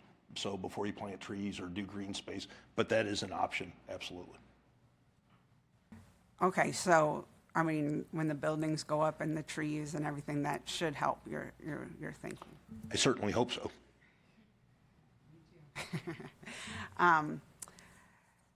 What else I had? So do you know, like, I guess my question is more on the engineering side, more of like the baffling materials used or anything like that? I'm not even going to try and embarrass myself and address that one. Okay, that's all I had right now. Anybody else? No, you don't have any more. Go ahead. No, so I know this is the outdoor range and it's for 200 yards and everything, but we have a firing range in the basement. So what's the difference there that you couldn't practice on that? Yes, that's correct. So we do have an indoor range, and last year, the same class that we had that caused this problem, we held in the indoor range. The issue was we used it there because we hadn't put any sound baffling on the walls at that time. So that was why we wanted to hold true to our statement to residents. We were not going to shoot out there past 6 o'clock. The issue comes up for the indoor range. It is a 25-yard range, and it's 7 lanes. And also, you have to start thinking about 2 separate entities. You have the O'Fallon Police Department, and Castle is a separate entity now. Now, Castle can lease that space or pay for that range time from O'Fallon, but that is an option. I don't want us to seize on it as the only option. Does that answer your question? Is that it, Amanda? Anybody else? Thank you, sir. We have one more. If you want to introduce. Yes. So our second act for tonight's activities Hold on. is. You didn't finish your presentation, sir. Well, for the purposes of time, does this council, do you guys want me to go ahead and just kind of give you a brief update on where we're at with is that? Yeah, go ahead. Okay. All right. What you see there is just a artist rendering, a map of what the facility will look like when finished. If you remember back to the drone footage there, you see the EVOC track. The building there that is on the left center is the academy and classroom building, and that kind of generally faces Highway 79. The range is north of there. There is a drone training area in that green space as well as a canine kennel and a couple of other things. And the bottom left is a simunition house, which we're going to talk about, and also a mechanic shed. This is an artist rendering of what the front of the building will be like. That will be the frontage along 79. So as you pull off of 79 directly into Castle, you will generally approach the center of that building. And just a few of these things that are the different training options that we will have there. I mentioned the assault grounds there where there's been some talk about having an airplane fuselage in there. It's not that we expect to have to assault an airplane. However, the type of companies that host nationwide training can bring that level of skill here, and we would benefit from having some of that training as well. There's also, Councilwoman Taylor, to your point about buildings, there's a range operations center there between the range and Highway 79, and just west of there are a couple squares there. Along in that area is generally considered where I believe green space would be placed. That is an architect's drawing of the Range Operations Center. It's basically a classroom for firing ranges. And the EVOC track, if you get a chance to jump in a car with Sergeant Pleasant and take a run around the EVOC track, I highly encourage you to do so. If you get a chance to drive, I also encourage you to do so. The mechanics support facility is there at the bottom, and then it says EVOC and Vertical Skills Tower. That is a control tower that can operate, and so someone can have eyes on the vehicles for safety as they operate the EVOC tower, and also the SWAT team and the tactical people can do their vertical skills such as rappelling and rope work. I want to talk a minute about, it's called Force on Force Operations Complex. This is a simunition house. If you want to think about airsoft or paintball, this is a very unique facility, and what this allows us to do, it allows us to train in real time against as close to reality as we can. So this is a 2-story facility. We can go, we can deal with stairs, which are always a tactical nightmare for police. We can engineer this room and this building to be set up like a classroom. There are all kinds of options for it and allows us to train safely. It is not a shoot house. Again, it uses airsoft, which is similar like a paintball type material. So Castle status, obviously, as we talked about, the range is up and running. The EVOC track is complete, working through the punch list, and that will be turned over to us any day. The Academy building and the simunition house are expected about fall of 2026. And the Canine Training Center, kennels, drones, and so forth are all expected about the same time, with the understanding weather and construction delays are always a factor. So I think we've hit all the questions, especially about noise. Mr. Palmer? Oh, I'm sorry. Just one last, with the additional capabilities, do you expect anything to generate more noise than the range does? I don't know. The vehicle ones, that's the simplest answer I have for you. It's hard to be concerned about vehicle noise when there's a pretty significant highway between us and the residents. So I can't imagine that it would, but until we get up there and running, I just don't know. But also consider we have some buildings going up there on the west side of the facility. We've talked about some green space things, and we are starting to talk about berms, whatever that looks like in the future. I don't even know if that's a cost feasibility possibility or not. Okay, no, I appreciate it. I was just trying to get ahead of what might be coming, so. Understood. Michael? Does me screaming in fear when Sergeant Pleasant's driving me around the EVOC track count? In all seriousness, it's interesting because the EVOC instructor, Sergeant Pleasant's our lead instructor, there actually is a system that a driver will have a helmet on, and the siren sound from their car will be in their ears but not broadcast outside. That was one of the things I was thinking about, was all these guys running with sirens on around and around and around in circles, and that apparently is destined to not be a factor. So I was very impressed with that. Cool. Okay, as we head into our next topic, Ms. Taylor? I just I'm had a sorry. quick one. I apologize. I'm all way over here, it's hard to see me, but we talked about the money and how it's kind of difficult with St. Charles and everything. Could seizure money be used, though, for this kind of thing?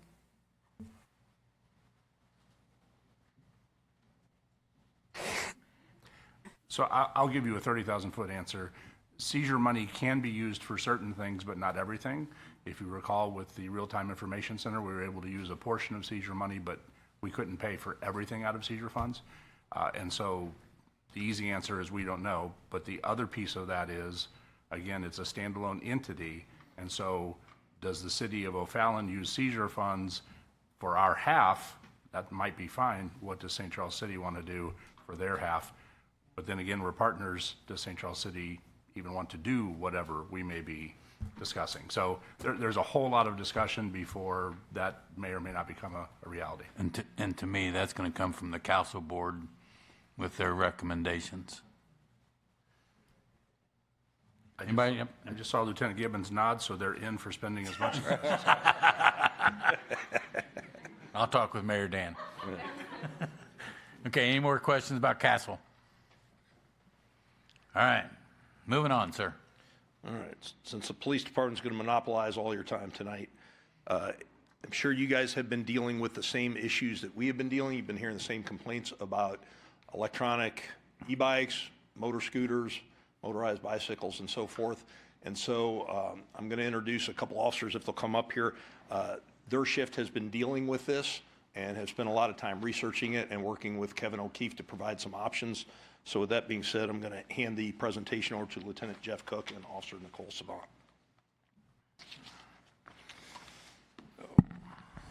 Gracious. Good evening. As the Major said, my name is Jeff Cook. I'm a lieutenant with the O'Fallon Police Department. For a handful of folks up here that I don't know, I've been with O'Fallon. I'm creeping into my 28th year, so been around a minute. One of the things that a lot of this ordinance and discussion is going to cover is things that have and have not changed in the course of time. Officer Savant is handing out just kind of a little takeaway, a little more information consolidated other than what you probably would have got in your packet already that outlines the option, outlines the ordinance discussion. With many the cities in the region, the O'Fallon Police Department is dealing with an increase in utilization of the motorized play vehicles, as many of you have seen throughout our neighborhoods. The biggest problem we have is that certain things just aren't keeping up. Current City of O'Fallon Ordinance, Chapter 375, it does not address what we'll call the modern mini bikes or motorcycles. One of the words that gets thrown around, and even through the past week of people at the department, they're like, oh, that thing with the e-bikes, that thing with the e-bikes. Not e-bikes. E-bikes are the things that we are trying to encourage parents to get their kids. E-bikes have a maximum wattage of 750 watts, and you can ride them all over the place, and e-bikes are a thumbs up in my book. Where our problem is that a lot of the technology and the things that you can pick up on Amazon or wherever else go well beyond 750 watts, and we start to talk about maximum speed. So current ordinance, there's no clear definition of what a motorized play vehicle is. There's no singular ordinance governing the usage of motorized play vehicles such as mini bikes, and outdated definitions that don't account for the modern electric play vehicles, because again, the last time that anything was looked at, these 5,000 watt electric motorcycles weren't an option. You know, when I was young, the traditional dirt bike, you know, gasoline powered dirt bike. Now we're doing conversions into electric wattage, and my new favorite number is Mr. O'Keefe had to write down a couple of times, 2,237 watts. That's the number to remember for the day. And what that equates to, and we'll get into this a little bit more, is everybody knows what something 49 cc's is. and a gas-powered motorbike, a mini bike, or a dirt bike or something like that, the equivalent in electric wattage is 2,237 watts. So when we talk gas or electric, that's where that threshold is. Our neighboring jurisdictions have already enacted ordinances to address some of this and regulate mini bikes and motorized play vehicles, which is basically the word or the phrase that's being used. City of St. Peters has made these items illegal, along with Cottleville, Lake St. Louis. Wentzville has also recently addressed this, but they went in what I would say, a much more unrestricted fashion in allowing them on paved sidewalks all over the city, allowing them in residential neighborhoods on the roadway, and allowing them and specifying to the point that if you need to go up and down Wentzville Parkway, please ride on the sidewalk. I don't know personally that that's the answer, but part of the reason that we're here tonight is to find out what you guys want and how you want us to move forward as the police department. Like I said, we can modify the ordinance or ask it to be modified, but just to arbitrarily do it or work through kind of the hodgepodge of what we do have, and we've tried to apply some of the codes that we have, is difficult. And if you're immersed in something and you're into it for a little while and you realize how complicated it is, for an officer that's out just working their sector to go in and try and look through the code book to figure out, first, what's this kid riding? How many watts is it? What is it? It becomes complicated and difficult to enforce. This slide here really just kind of covers, since January 1st, 2025, accidents, traffic stops that we've had, and just general juvenile issues specifically related to what we'll call mini bikes. Whether it's gas or electric or scooters.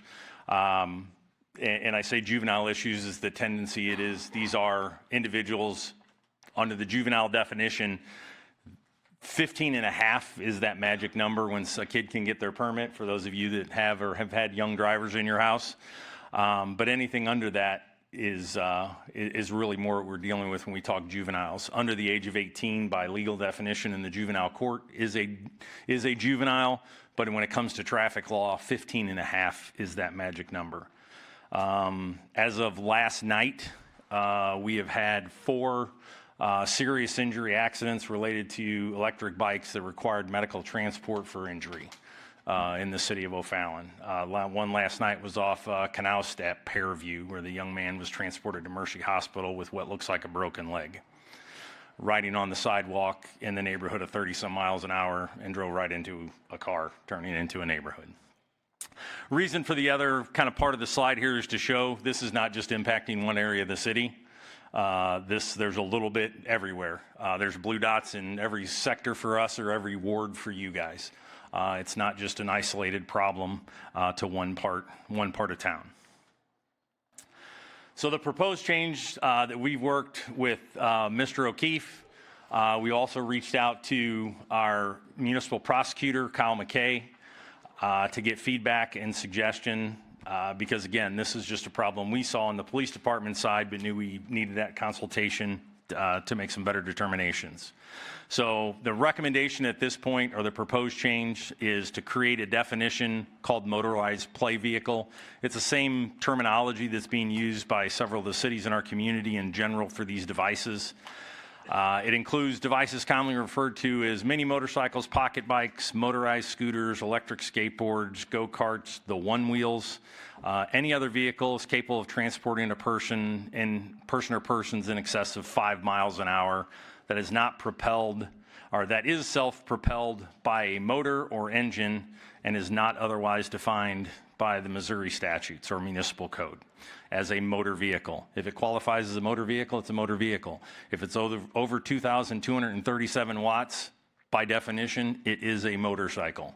So a lot of what we are seeing out there are 3,000, 4,000, 5,000 watt electric motorcycles, not a scooter, not a child's toy. We're defining it as a motorized play vehicle. The definition, obviously the intent is to apply it to a certain realm of vehicles. This definition does not apply to motorized wheelchairs or other similar motorized mobility devices used by persons with physical disabilities.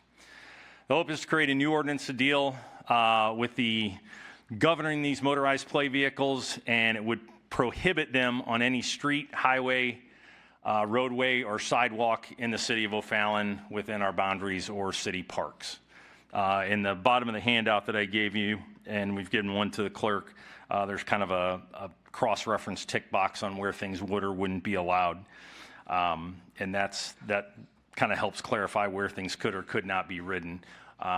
In the spirit of this, and part of why it says 5 miles an hour, no, we are not looking to impact 3-year-olds out on the Power Wheels toy that they got for Christmas or birthday or something like that.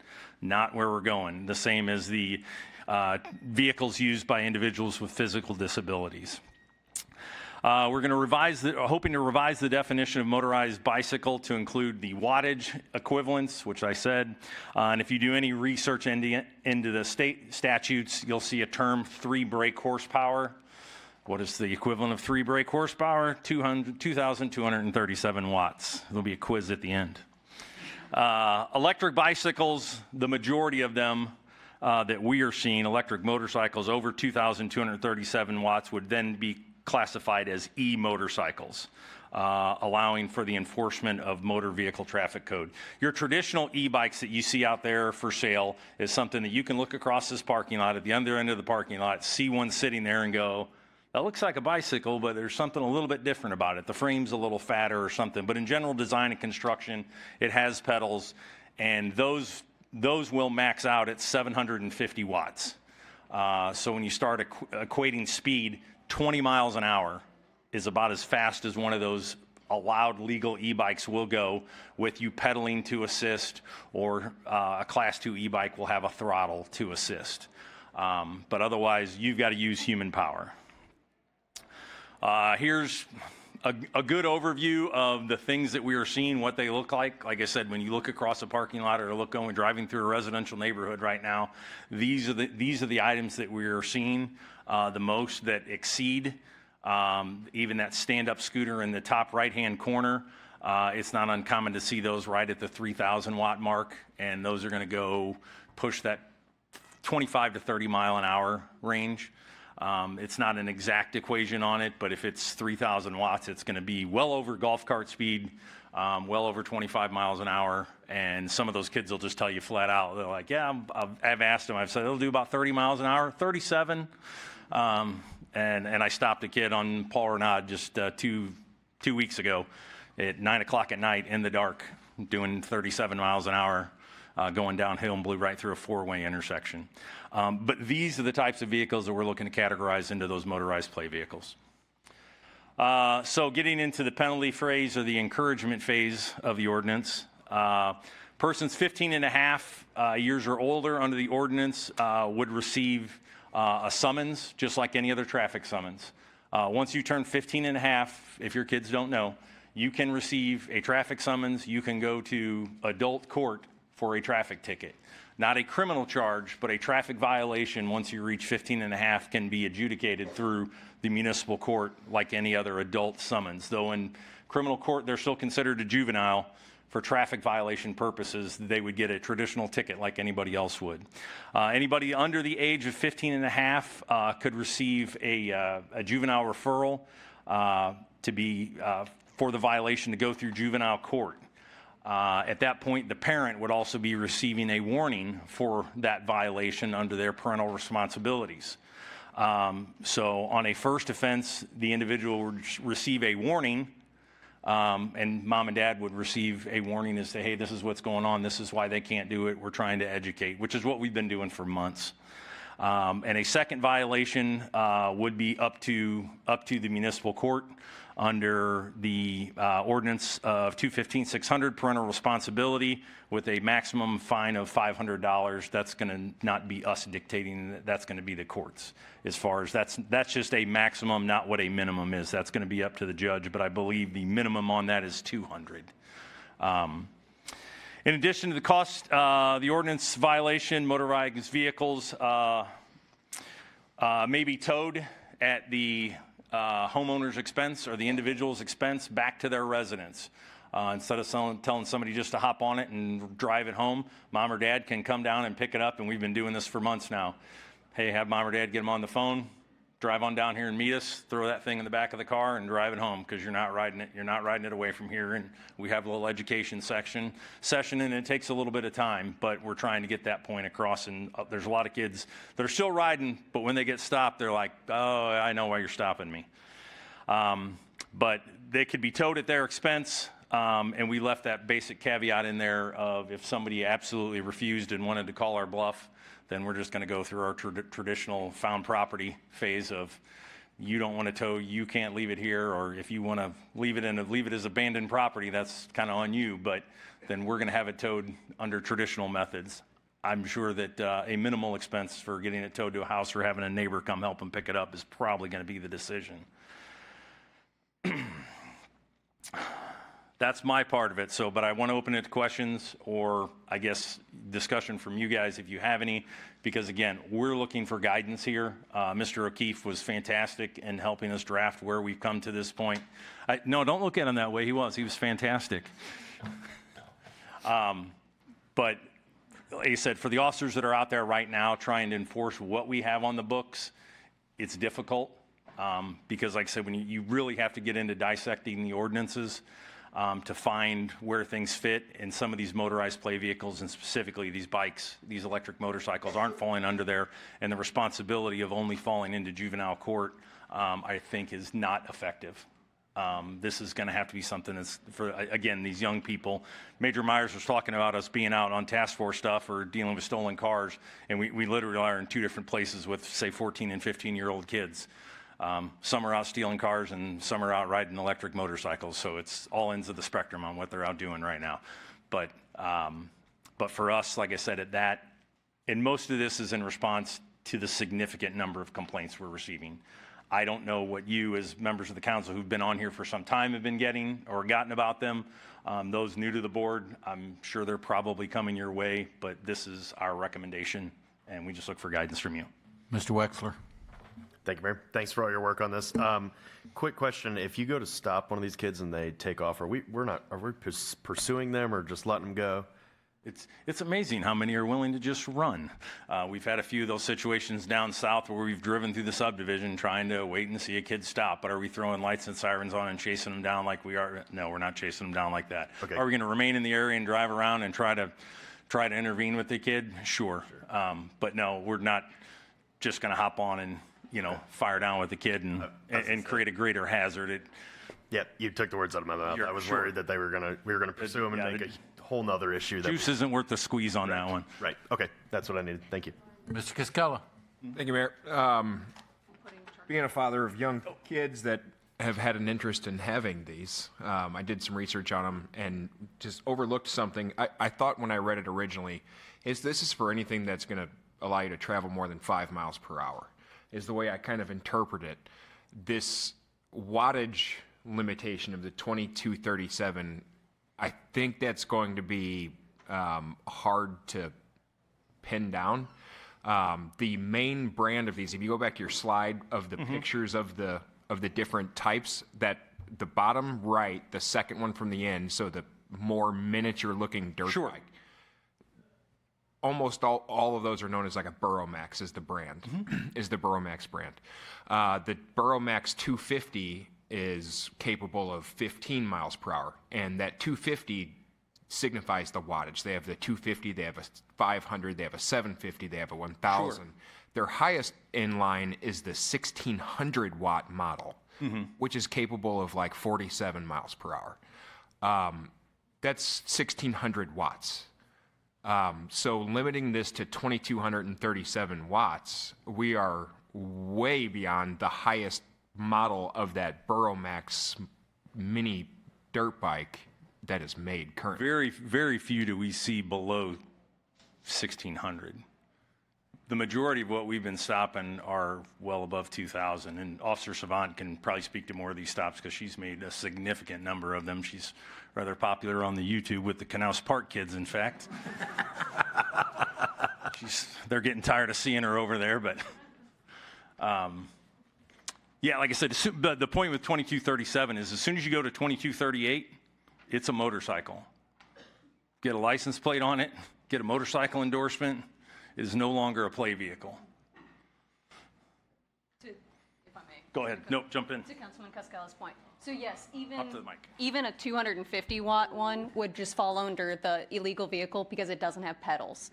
So it wouldn't fall under electric bicycle classification because the electric bicycles can go to 750 watt. And an electric bicycle will be denoted by its classification per a label on typically the down tube of the bicycle. So with the Burromaxes, yes, they could be technically under the wattage limitations, but they're going to be illegal because they don't have any means of human propulsion.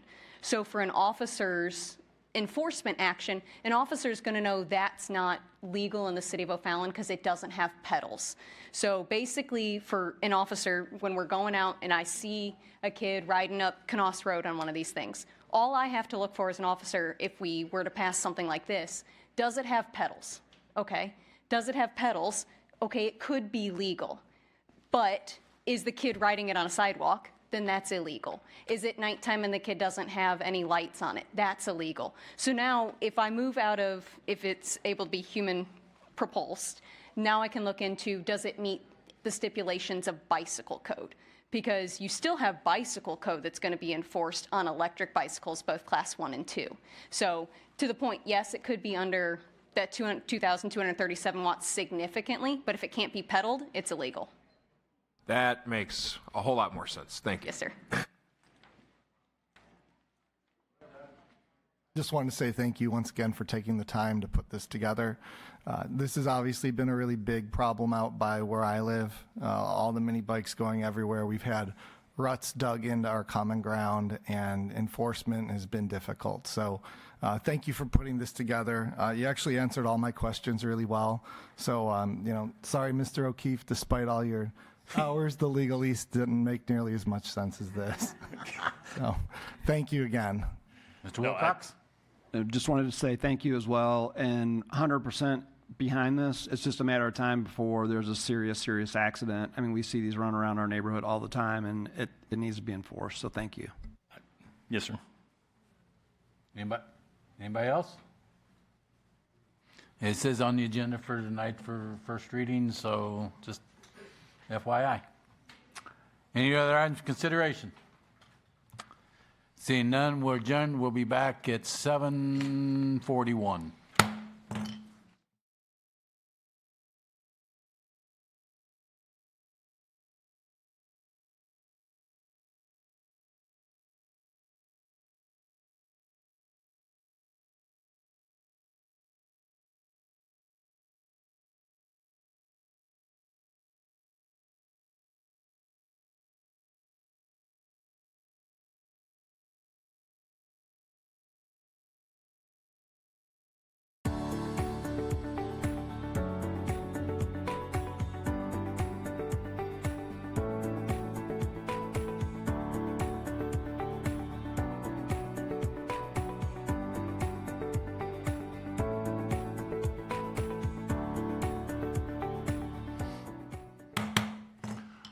Want to call the May 28th, 2026 O'Fallon City Council meeting to order. Roll call, Bess. Mayor Hennessy. Present. Councilmember Wexler. Present. Councilmember Wilcox. Present. Councilmember Boyer. Present. Councilmember Yates. Present. Councilmember Cascella. Present. Councilmember Link. Present. Councilmember Spencer. Present. Councilmember Taylor. Present. Councilmember Cook. Present. Councilmember Palmer. Present. If everyone would please stand if able for the invocation by Police Chaplain Antonio Edwards, followed by the Pledge of Allegiance led by Councilmember Wexler.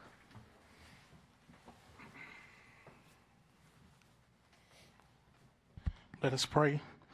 Dear Heavenly Father God, we thank you for this opportunity that you have allowed us to come here this evening. We thank you for this beautiful day. God, we ask you to bless the mayor. We ask you to bless each council member.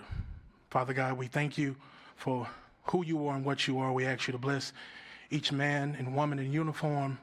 And Lord, I ask a special prayer over our young people over the summer, God. We ask you to watch over them and keep them. And all these things I pray. In Jesus' name, amen. Amen. Pledge allegiance to the flag of the United States of America and to the republic for which it stands, one nation, under God, indivisible, with liberty and justice for all.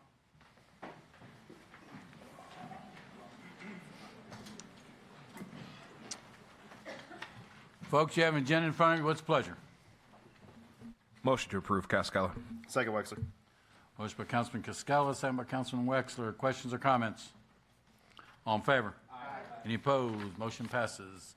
Mr. Palmer, you want me to be downstairs?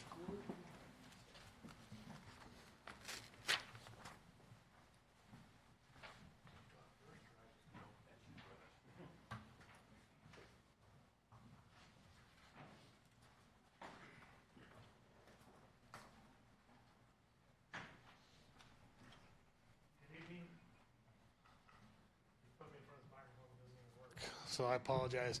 Oh, there it goes.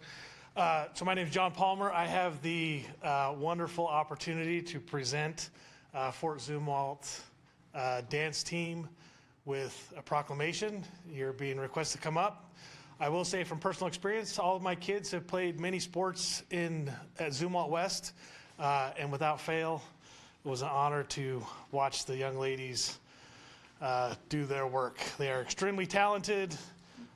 And so I will read this. I notice this has Mayor Hennessy's name in here, so I will correct that when I get to the bottom. So proclamation, whereas the elected officials proudly recognize the Fort Zumwalt West High School 2025-2026 varsity dance team for their outstanding dedication, discipline, and exceptional talent, as well as their remarkable achievement in securing a third consecutive state championship title. Hold your applause.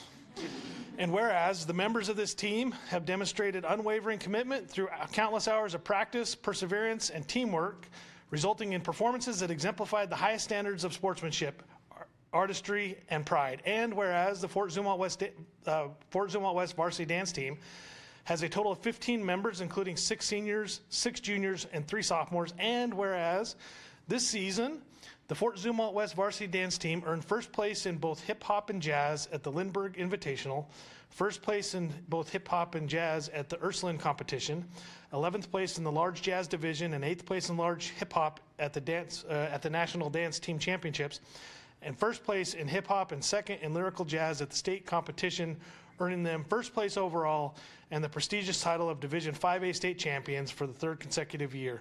And whereas under the dedicated leadership of their coaches, Rachel Damlow, Colleen Carricker, and Brittany McClellan, whose motivation and vision have empowered each team member to strive for excellence, build confidence, and perform with passion and precision, and whose mentorship has fostered outstanding athletes with strong character and teamwork, and whereas this team's talent, creativity, and spirit have inspired not only their school, but their entire community, and stand as a powerful testament to their pursuit of greatness. Now, therefore, he, Bill Hennessy, Mayor, along with the City Council of the City of O'Fallon, do hereby recognize the Fort Zumwalt West High School 2025-2026 varsity dance team for their legacy of excellence and extend our heartfelt congratulations on this historic achievement.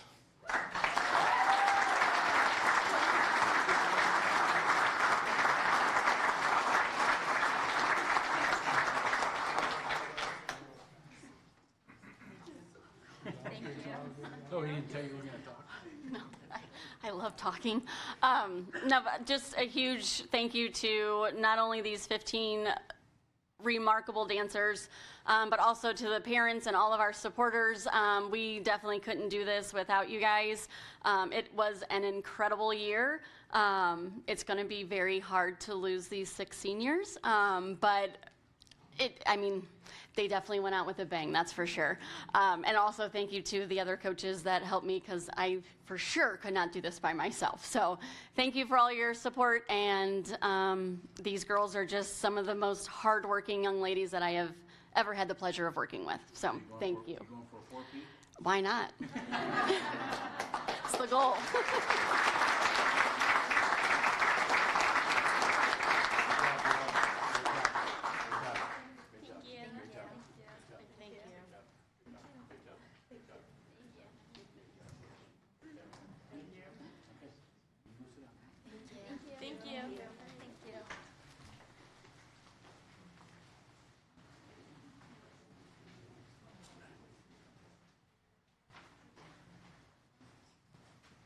Austin, Gavin, Brittany.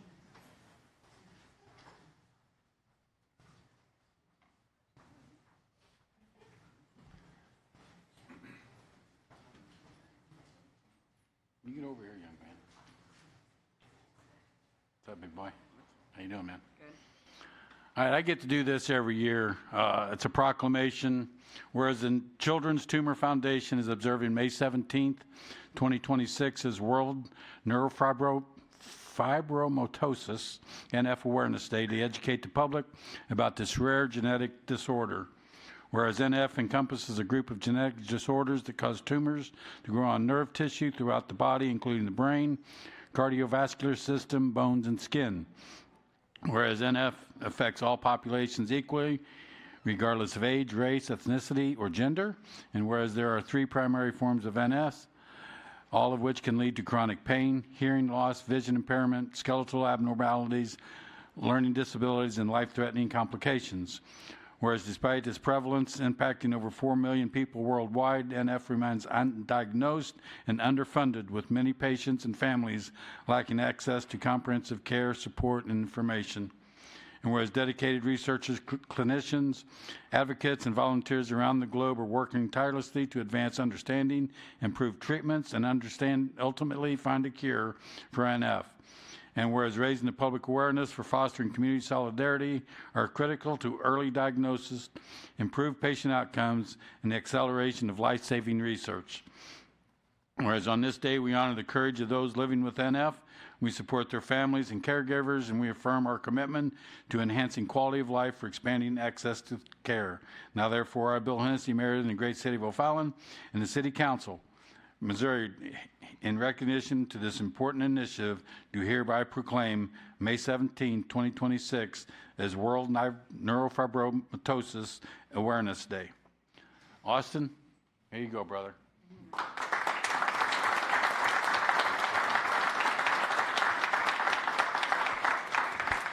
Mayor, I want to thank you again this year for doing this for us. That means a whole lot to us. And council members, I appreciate all that you do for this too. Hopefully one year they will find a cure, but right now they haven't. Austin is doing fantastic in school. He's been on the honor roll four quarters. He's going into 7th grade. Middle school is a hard year, and he just did great with everything. I was so proud of him. He does have a tumor under his tongue, and we see a neurologist down at Children's Hospital for that. And we have some great support from family, friends, and Mayor Hennessy. And thank you again. Thank you. Thank you.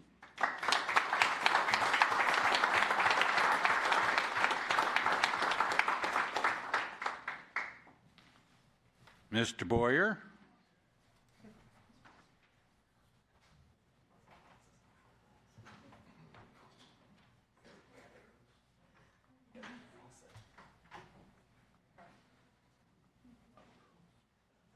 Mary, come on. I get the privilege of giving this proclamation to Mary Williams. I got to know her this past year, so let me read it and then we'll go in here. So this proclamation, whereas the strength of a community is reflected in the generosity, dedication, and civic spirit of those who serve others, and whereas Mary Williams has consistently been a strong and vocal advocate for individuals and families affected by Alzheimer's disease, ensuring they feel heard, valued, and supported. And whereas through her involvement with the O'Fallon Senior Resident Advisory Committee, Mary has worked to enhance the quality of life for older adults and champion programs and services that benefit local seniors. And whereas Mary has demonstrated servant leadership throughout her advocacy for seniors and her service to the O'Fallon community, and whereas Mary has also devoted more than a decade of service promoting education, awareness, and meaningful community engagement with the Alzheimer's Association Greater Missouri Chapter and the St. Charles Walk to End Alzheimer's. And whereas Mary Williams was recently honored with the prestigious 2026 Lieutenant Governor's Senior Service Award in recognition of her exceptional dedication, leadership, and lasting impact on the lives of Missouri seniors. Now the mayor, the city council, do hereby recognize and honor Mary Williams for outstanding service, compassionate leadership, and unwavering commitment to the seniors, families, and residents of this community.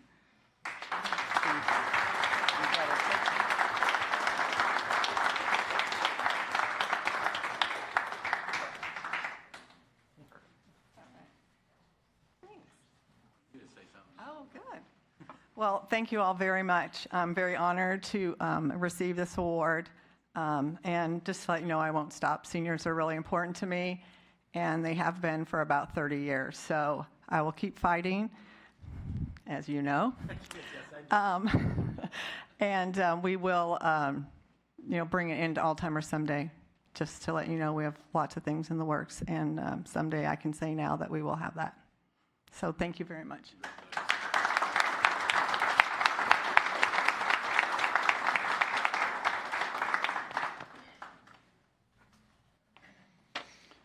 As if you notice, we're all wearing our Hoot shirts. They open the season Tuesday night. So, Brendan, there you are.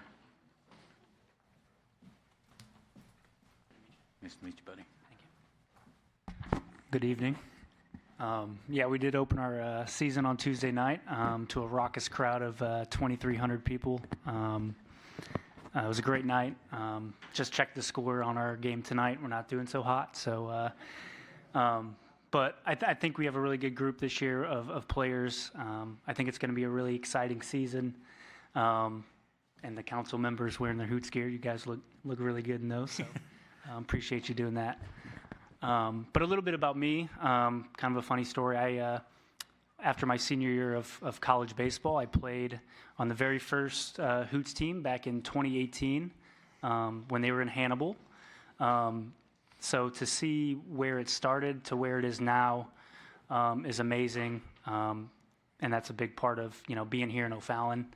Going from Clemens Field to Carshield Field is amazing, and we appreciate the city's support.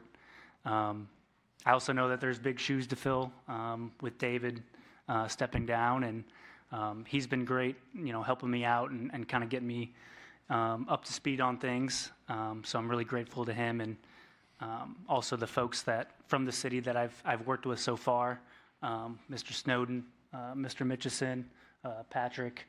I know I'm missing some other folks, but thank you guys for helping me come along and helping me out. But yeah, so got an exciting season coming up. A lot of good promotions, and a really good group. We have a new field manager, Carter Mize. And then obviously outside of the Hoots, we have stuff going on pretty much every weekend at Carshield, whether it be baseball tournaments, soccer practices. We have a wiffle ball World Series tournament in August with 24 wiffle ball teams from across the country. So that's going to be kind of something new and exciting. So really just excited to, take on this role and be around the game that I love and be back kind of where I'm from. I was born and raised in Belleville. Lived in North Carolina for the past 3 years, so it's really good to be back in the St. Louis area. But yeah, I think that's all I got. Hey, Brendan, if somebody wants to know more about the O'Fallon Hoots schedule, all your promotion dates, where do they go? Good point. We actually just released our new website, OFallonHoots.com. It's totally revamped, much easier to use. You won't get blown up with a bunch of Google ads now, and it's much easier to navigate. So if you go to OFallonHoots.com, our schedule's on there, our roster, promotions, all that stuff. You could buy tickets through that website as well. I like $2 Tuesdays. Yes, and we're keeping that going, of course. But questions for Brendan? Thanks, sir. Appreciate it. Good luck this year. Thank you, guys.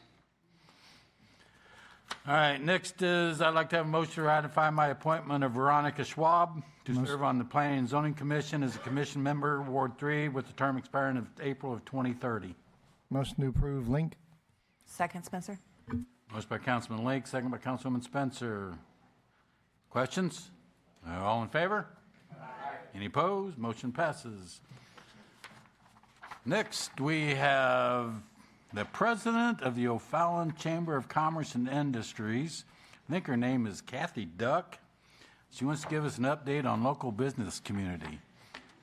Hi, yeah, my name is Kathy Duck. Hi, Council. Thank you so much for what you do here. I just want to share, take a few minutes tonight to share some really exciting things that are happening in our business community, because there are some incredible people doing incredible work right here in O'Fallon and in St. Charles County. So I just want to highlight some of those for you today.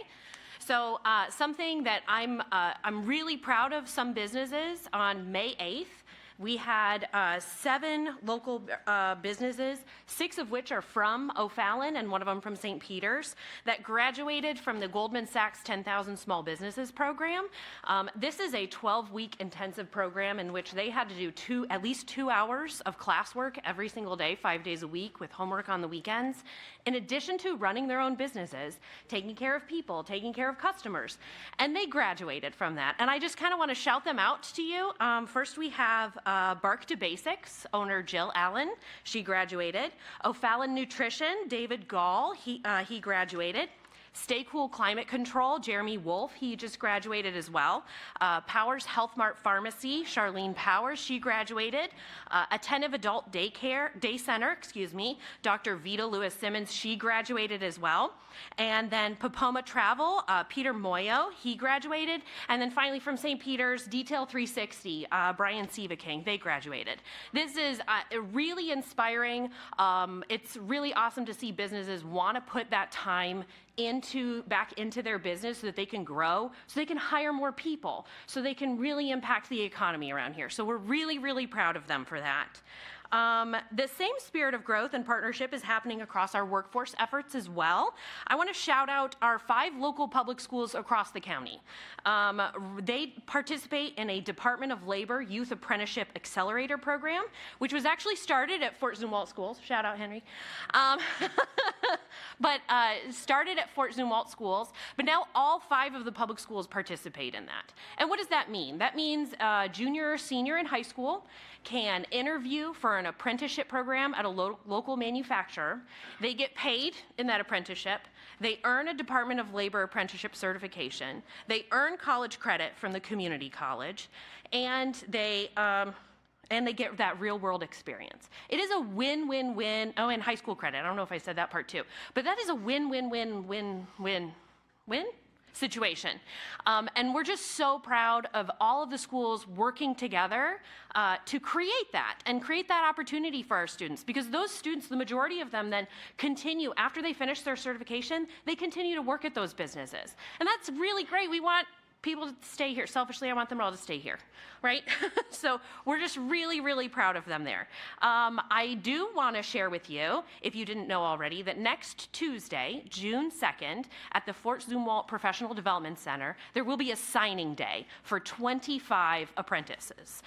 It's free to go to. I will tell you, and I'm probably a softie, it brings tears to my eyes. These kids are just so excited. They're starting their careers in high school, and it's kind of set up like a draft day. The manufacturers kind of go through a draft day after the interviews, and this is where the kids sign on to be apprentices. So it's absolutely amazing. You're invited. It starts at 6 p.m. next Tuesday at the Fort Zumwalt Professional Development Center. In addition to that, I want you guys to know that we have had in 2026 already 21 ribbon cuttings. That means businesses starting, businesses expanding, businesses investing in our community. That is amazing. Like, they love it here. We love that they're here. So I just want to shout out that we've had some absolutely incredible ribbon cuttings, and that's just in O'Fallon. The other thing I want to just share with you guys, another win, is back during the holidays, Shop 636 for the holidays. If you're not familiar with that program, I'll be back later and talk to you about it. But it is one of my favorite seasons because that's when local residents learn about different businesses. So residents go around and they collect tickets for cash prize opportunities. There is no charge for residents to collect those tickets. They go in and they visit new places, and they have a reason to walk in that they otherwise maybe wouldn't have walked into before. There are some of my favorite stories from that are that there was a mother and daughter who made a commitment to visit absolutely every single business at least once to collect tickets. Another one was there was a local couple who planned, I don't know why they were doing this, their running route to hit all of the stores. They had to stop at Apricot Lane Boutique in Winghaven to buy a fanny pack to collect those tickets in, because I think they forgot they got to hold on to those while they're running also. So, but anyway, it's just a really great way that our businesses are showing they want to be available to our community. Also, at Dubray Middle School last year, True Manufacturing launched a Maker Mentor program.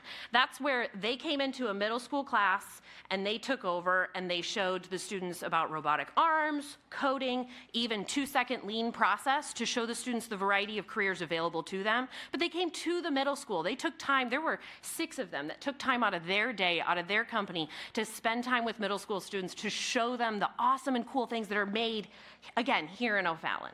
All right. And then finally, I just want to shout out that our Educators Expo that we do with both Wentzville Schools and Fort Zumwalt. That's where the businesses line the halls during Professional Development Day, and they give free raffles, make free raffles available to teachers. The raffles are all at least $150 value or more, and it's just a thank you. Like, there's no cost to the teachers. It's just a thank you. Also, free coffee. That's usually the catch, right? It's like, go get free coffee. They love that. But no, it's just a great way to show that our businesses love our schools and our teachers, and they really love our community that we're in. So there's just so much momentum happening here in O'Fallon, and I wanted to share that with you about the amazing businesses and what they do and how dedicated they are to both their business, their employees, the future of their workforce, and their community and community partners like our schools. So I just wanted to share that with you. Some good news. Okay. One thing. There's Yeah. one thing that you forgot. There's something happening here in about a month. Do you want to I was going to make this about businesses, but if you want to talk about Firecracker Run, Yes. You might as well. It's a little over a month. I am not a runner myself, but if you're interested, Firecracker Run happens on July 4th every single year at Carshield Field. Where's Brendan? Did he? He's already left. He's probably skedaddled. left the stadium. But in partnership with, or at Carshield Field, we have about 1,500 runners that come out that morning right before the parade kicks off. They run, we've got a 10K, a 5K, and a 1 mile. It's a super fun event. I know that there's many businesses that participate because they love what O'Fallon does during the 4th of July. They love the celebratory feeling that we have here, the culture we build of bringing our community together, and the businesses really want to jump on board with that. And our Firecracker Run is a great example of it. So if somebody out there wants to, register, they just go to the Chamber's website. They can, or firecrackerrun.net. There you go. Absolutely. Yeah. Okay. Thanks, Kathy. Thank you. Appreciate it. All right. Boy Scout 506. Come on up.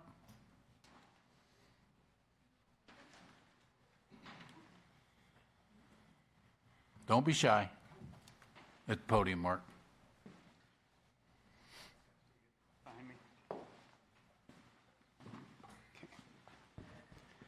Hello. Go ahead, Mark. This is Troop 506. We're out of St. Paul, Missouri. We are here tonight working on 2 merit badges, communications and citizenship in the community. So we're going to be listening to a topic be presented and listen to opposing views on each side of the issue. And then they're going to write a very short essay on which side they align with and why. Okay. All right. Thanks for having us. Boys, you got any questions? You got any questions for this guy sitting to my right? He's a lawyer. He'll give you an hour answer. Nobody? Huh? Good luck, guys. Thanks for being here. Appreciate it. Thank you. And last thing on the presiding officer's report, I would like to wish my grandson Parker a happy 11th birthday today, and Seth, who will be 13 on Sunday. So happy birthday to those 2 little rascals. Comes to citizens' comments. First comment is Mr. Dienoff.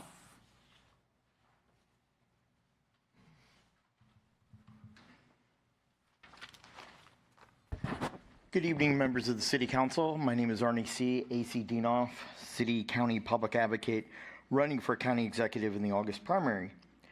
Bills number 7858, 7859, and 7860, annexation of 3 parcels of land on Gallup Lane.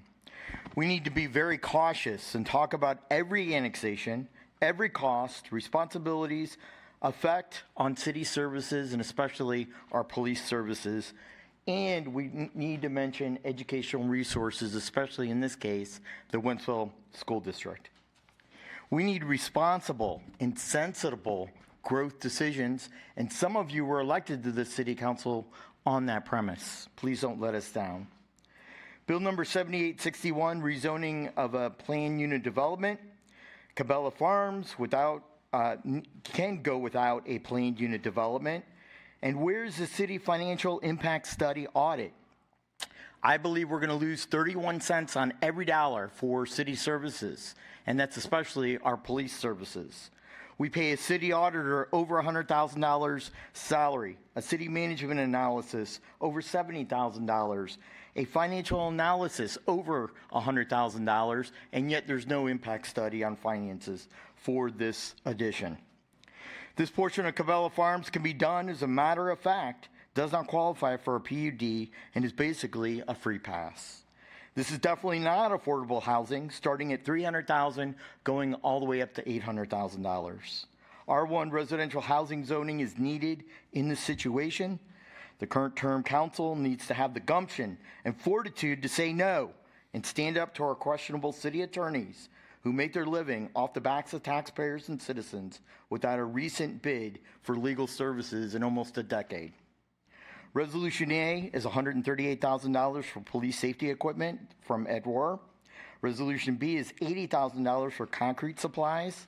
And very concerning is Resolution C, 1.5 additional school resource officers, and I see the superintendent, Mr. St. Pierre here, at the 3 middle schools, taking them to full-time status of 12 months. Ridiculous, bad contract. This is a bad contract, as this issue needs to be 50-50 shared cost. The current 50-50 shared cost of school resource contract goes through May 2029 school year. You're wanting the Fort Zumwalt School District to pay each and every penny for salaries, benefits, pension, medical, equipment, and vehicle costs at 100%. You have 15 and seconds. screw the school district with taxpayer funds. Did our city staff forget about the meaning of community? The city police department gets vital intelligence from both students, administrators, staff, parents, and stakeholders. This unfair and reasonable contract will cost $200,000. Mr. Deanoff, your time is up. Let's have some discussion on this. Our next speaker is Dr. Henry St. Pierre.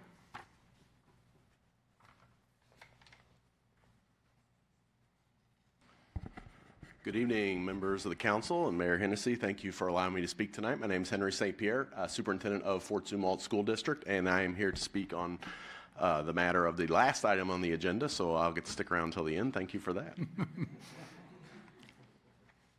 This is an amendment that would add to the existing agreement that we have with the City of O'Fallon to add half-time officer at each of our O'Fallon middle schools to bring that allocation up to a full-time position. We appreciate the relationship and the partnerships that we have with the City of O'Fallon, with the O'Fallon Police Department, with Chief Manini, Lieutenant Weekey, Sergeant Bloomfield, and certainly the SROs who work in our schools. This is not an ideal time for us to be adding to our operating expenses. As you know, the city is, I'm sure, aware our revenues are declining significantly, but at this point in time, our Board of Education has taken a position that we're going to prioritize and continue to increase safety and security efforts for our students and our staff, and I look forward to your consideration of this matter. Thank you. Thank you, sir. Appreciate it. We have no other comment cards, so brings us to ward reports. Ward 4. Thank you, Mayor. I just want to say that I attended the memorial service for our fallen heroes this past Monday, and it was a great honor to be a part of that, and I'm really proud of our city for putting something like that on. The turnout was really great. I also want to say that I've been hearing from a lot of residents in the Twin Chimneys subdivision, mostly right around the coach line area, some rather significant noise complaints. So I would like to further address these issues with the right folks, see if we can do anything to help these residents maybe have a more peaceful evening from the day to day. I think that's the general time that they're saying that it's a little out of control. Maybe we can even try and get them some extra patrol when call volume allows. So I'll be looking forward to discussing that further. That's all I have. Thank you. Ms. Taylor? Yeah, first I wanted to begin the night by recognizing my daughter, Bella, who just graduated this past weekend from Fort Sumwalt West High. Shout out to Mr. Berry.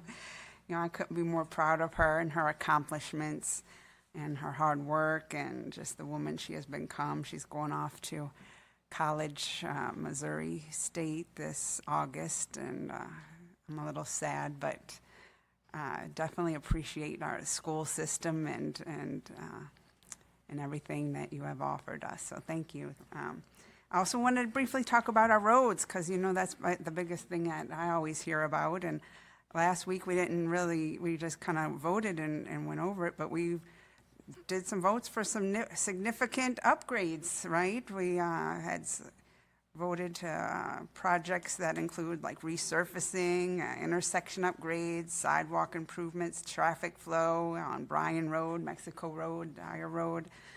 And our roads and traffics, they're a concern and probably one of the most common issues that we do hear about. And I know these projects can sometimes cause temporary inconvenience, but in the long run, it's going to be worth it. But we just want to say, residents, that we hear you and we're continuing to make road improvements and infrastructure investments a priority for this community. So thank you. Ward 5. Thank you, Mayor. Just a couple things. For the seniors, the utility tax rebate ends tomorrow. So if you have not had an opportunity to come in with your receipts, tomorrow's the last day to do it. They'll be here till 4 o'clock, so please gather up your receipts. And then our jamming concerts have started, so everybody head out to Civic Park on Tuesday nights and enjoy the great music. And that's all I have. Mr. Palmer? Yeah, I'd like to thank staff for the O'Fallon 101 that the new council members got yesterday. Very impressive on the presentations, very impressive on the tenure that many of our the city employees carry, and appreciate the work that they do. Please let us know what we can do to support. I plan on taking the chief's offer of doing a ride-along, and I might try and add to that the simunition and was it Ewok or whatever that other driving opportunity was. Ewok, that one. So see if you'll let me drive one of those. I have been out of town for most of the month of May. It has been due to I've had 2 daughters that graduated college, so shout out to them. One of them is a teacher and will become a mom on August 1st if everything goes on schedule. And the other one I think I said she's a teacher, and the other one's receiving an MBA, works at a university, and her husband's preparing to go to med school. One final note, I would like to put the mayor on official notice that he messed up scheduling this meeting. Today is my wife's birthday, and if you know my wife, you know that everything good in my life is because of my wife. So I sincerely look forward to learning how the mayor plans on making it up to her. She has very high expectations, and that's all I have. Well, I'll tell you what. Your wife and I had a council meeting on my 47th wedding anniversary, so hey, we're even. Ward 1. Thank you, Mayor. Just a couple things to the residents of Ward 1. We did have some discussions on the noise from Castle that we will be addressing. I'll be reaching out to the people that emailed with those concerns.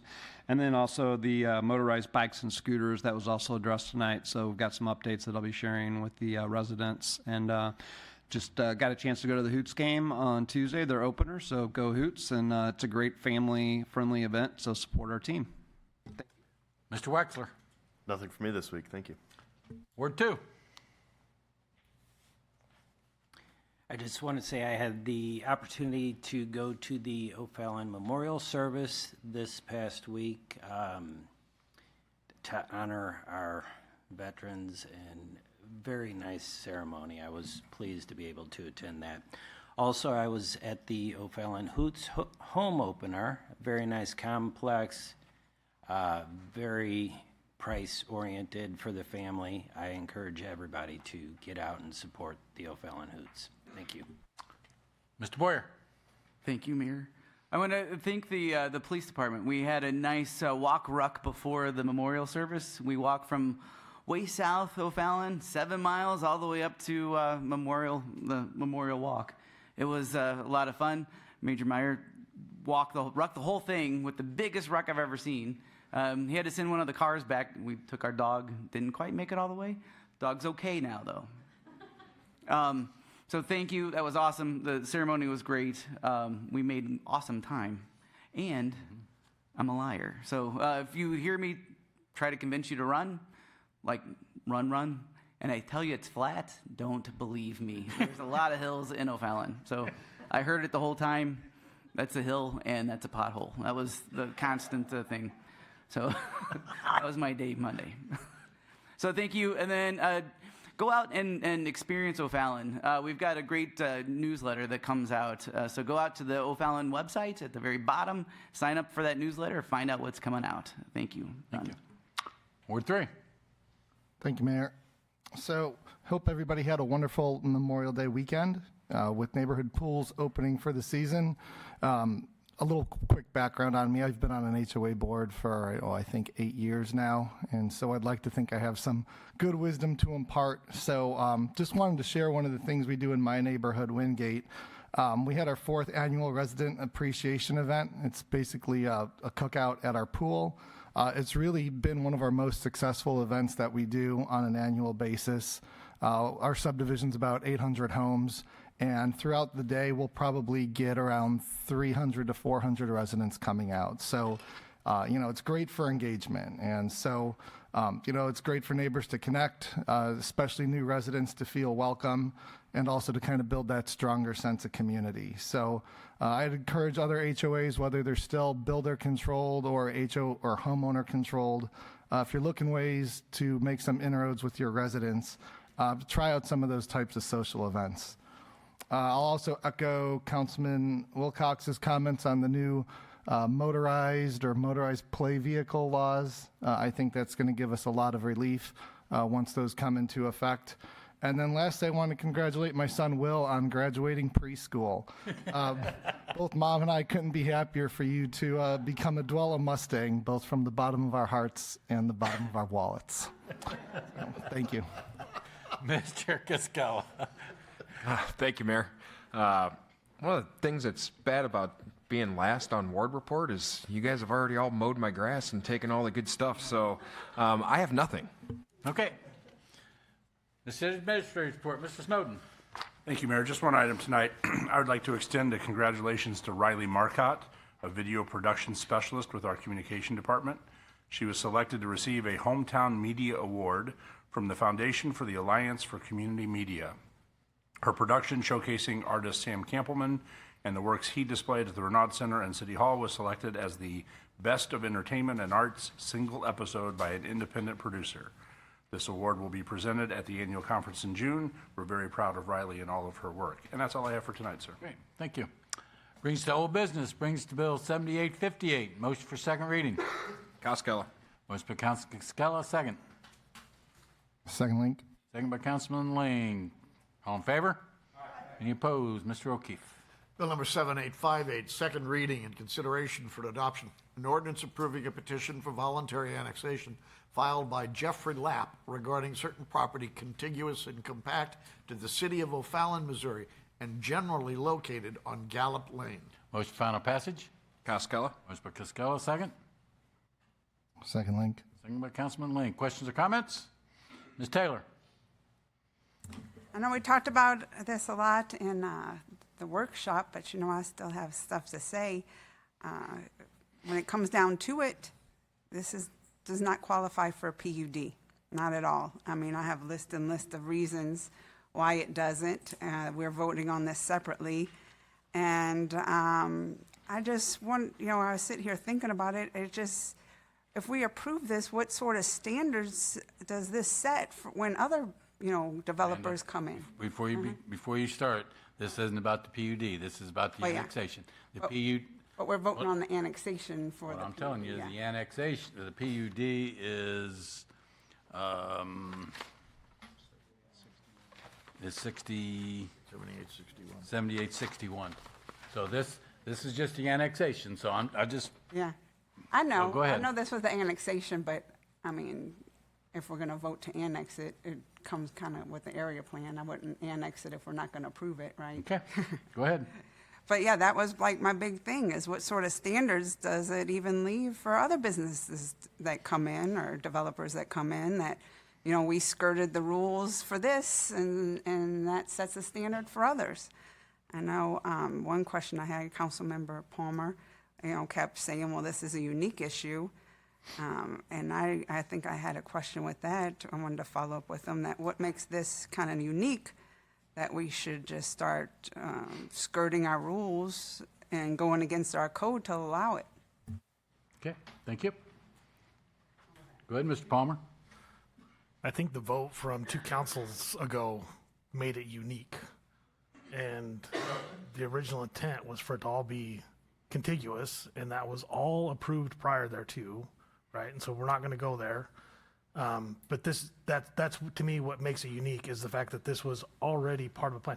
This is a cul-de-sac that's being added, that's part of that plan.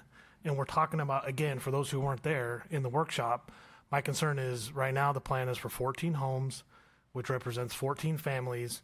And then if this activity doesn't happen, my assumption is, if we don't approve these actions, my assumption is, and it's a reasonable probability that I'm right, that they will still go through in some way, shape, or form through the county, and then we will leave these 10 to 14 houses to be, these families to be stuck figuring out how to do their own trash, their own snow removal, their own policing, et cetera. It's going to be super not cool for them. And the question will be asked, how did the council allow that to happen? I understand where you're coming from on the PUDs, and in principle, I don't disagree. But because this is all connected to stuff that's already been approved and was really intended to already be part of it, and it's a cul-de-sac, et cetera, and you can't break it off, and it's inevitable anyways, to me, to try and represent those families that are going to move in there regardless of what we do, I think this is the better action. And the impact on the community from a travel, like a traffic, et cetera, I think we can all agree is really negligible. It doesn't really make it any worse than it already is. So that's what makes it unique. If this was a big chunk, something separate, not tied to stuff that's already been a mess, I'd probably feel differently about it. But that's what makes it unique, in my opinion. And granted, this is my second meeting, right? So, Well, and what a that's terrible way to start. Hold on. Anybody else? Mr. Link? If I could chime in. So one of the things I consider when I look at annexation is going to be who's going to take ownership and maintenance and responsibility of the land, and right, of course, how many homes are going to be built on it. It all kind of plays into the economics, it plays into the traffic. And where I get concerned is when we start to annex farther and farther west, away from our commercial properties, that we're not going to see as much sales tax benefit. And if you look at how O'Fallon gets its money, sales tax is one of the largest proportions of it. It's much more than residential income tax. And so where I have concerns about annexation, once again, is how far west do we continue to annex without having any commercial properties out there, where we take responsibility for the roads and Lake St. Louis and Wentzville get all the tax revenue. Hold on. Amanda? Going back to the unique, but I don't think it's so unique. When I was looking through our PUD, these last few weeks, I've been reading through all our codes and ordinances for the PUDs and everything. And I did come across, there's a process. I showed like an amendment for new phases or extensions that could be added. That was kind of my initial belief, that this coming in was part of the whole final plan, and that's why it didn't, I didn't approve that. But that's what I'm saying. Now, moving forward, we did, and so we have to keep this separate.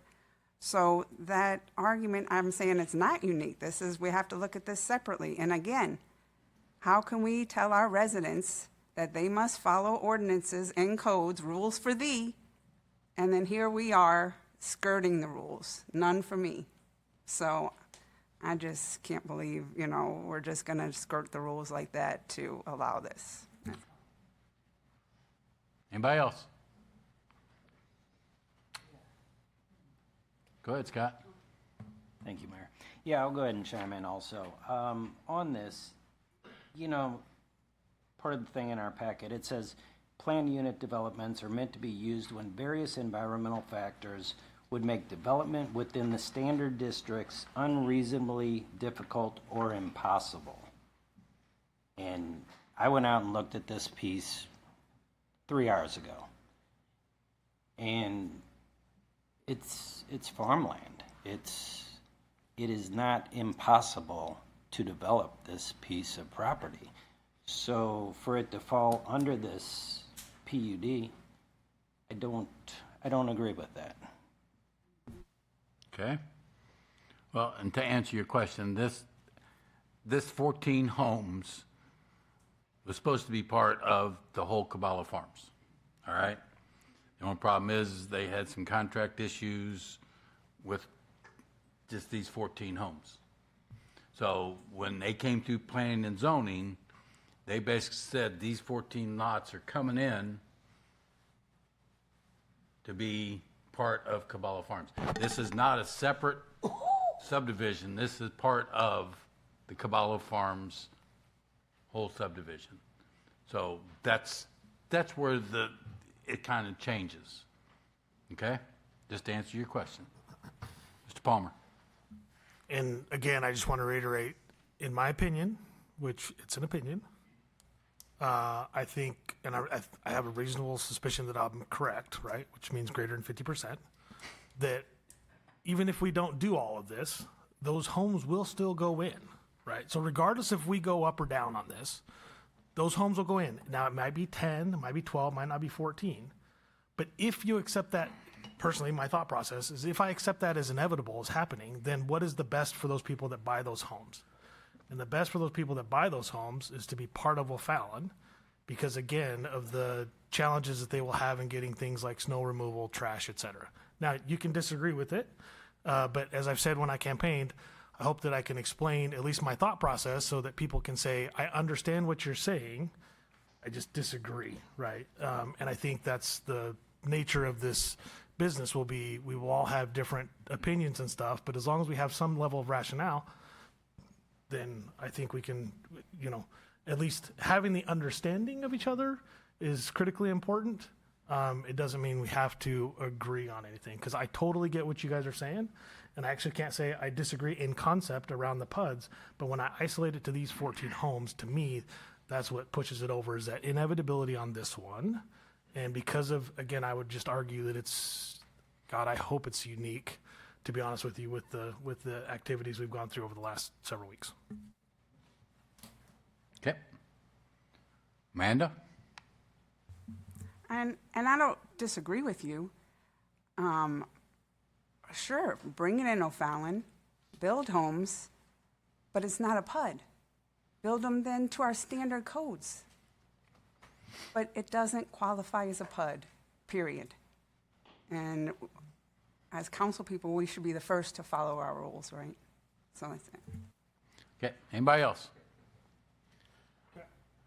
Process question, does P&Z determine where's P&Z's role in this? P&Z voted 8-2, correct if I'm wrong, 8-2 to approve this.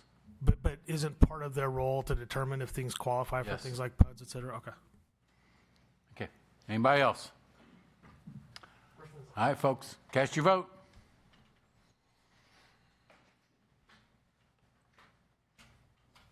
The voting's closed. 1, 2, 3, 4, 5. 5-5. Mayor votes yes. 7858 passed, becomes ordinance number 7314. 7314. Brings this to Bill 7859. Motion for second reading. Costello. Motion by Costello, second. Second link. Second by Councilman Link. All in favor? Any opposed? Mr. O'Keefe. Thank you. Bill number 7859, second reading and consideration for adoption. An ordinance approving a petition for voluntary annexation filed by Mary E. Sudbrock, Lucido Trust, regarding certain property contiguous and compact to the city of O'Fallon, Missouri, and generally located on Gallup Lane. Motion for final passage. Costello. Motion by Costello, second. Second Link. Second by Councilman Link. Questions or comments? You just want to say ditto? Cast your vote. The voting's closed. 1, 2, 3, 4, 5. 5. Mayor votes yes.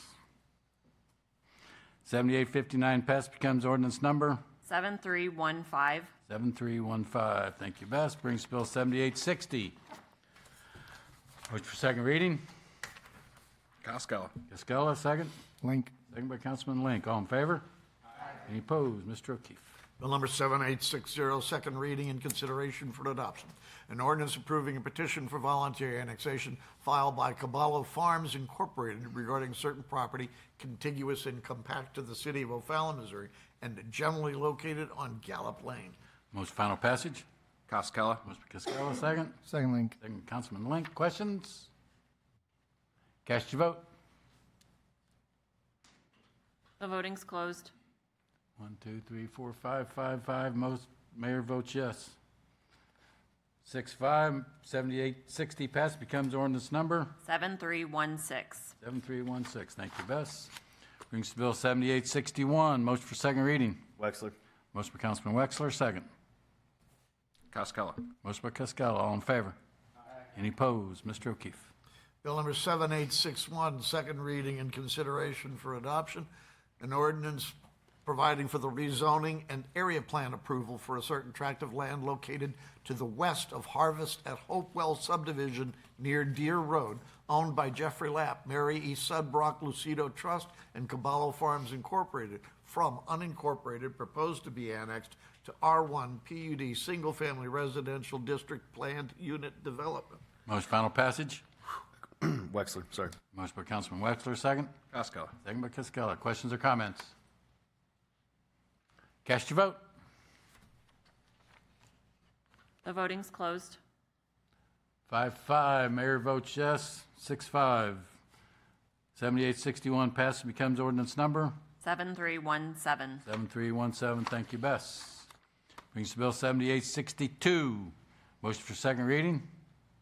Wexler. Motion by Councilman Wexler, second. Wilcox. Second by Councilman Wilcox. All in favor?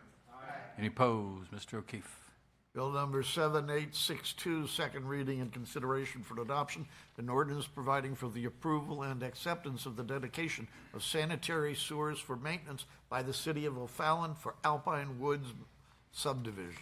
Thank you. Motion for second, final passage. Wexler. Motion by Councilman Wexler, second. Wilcox. Second by Councilman Wilcox. Questions or comments? Cast your vote. The voting's closed.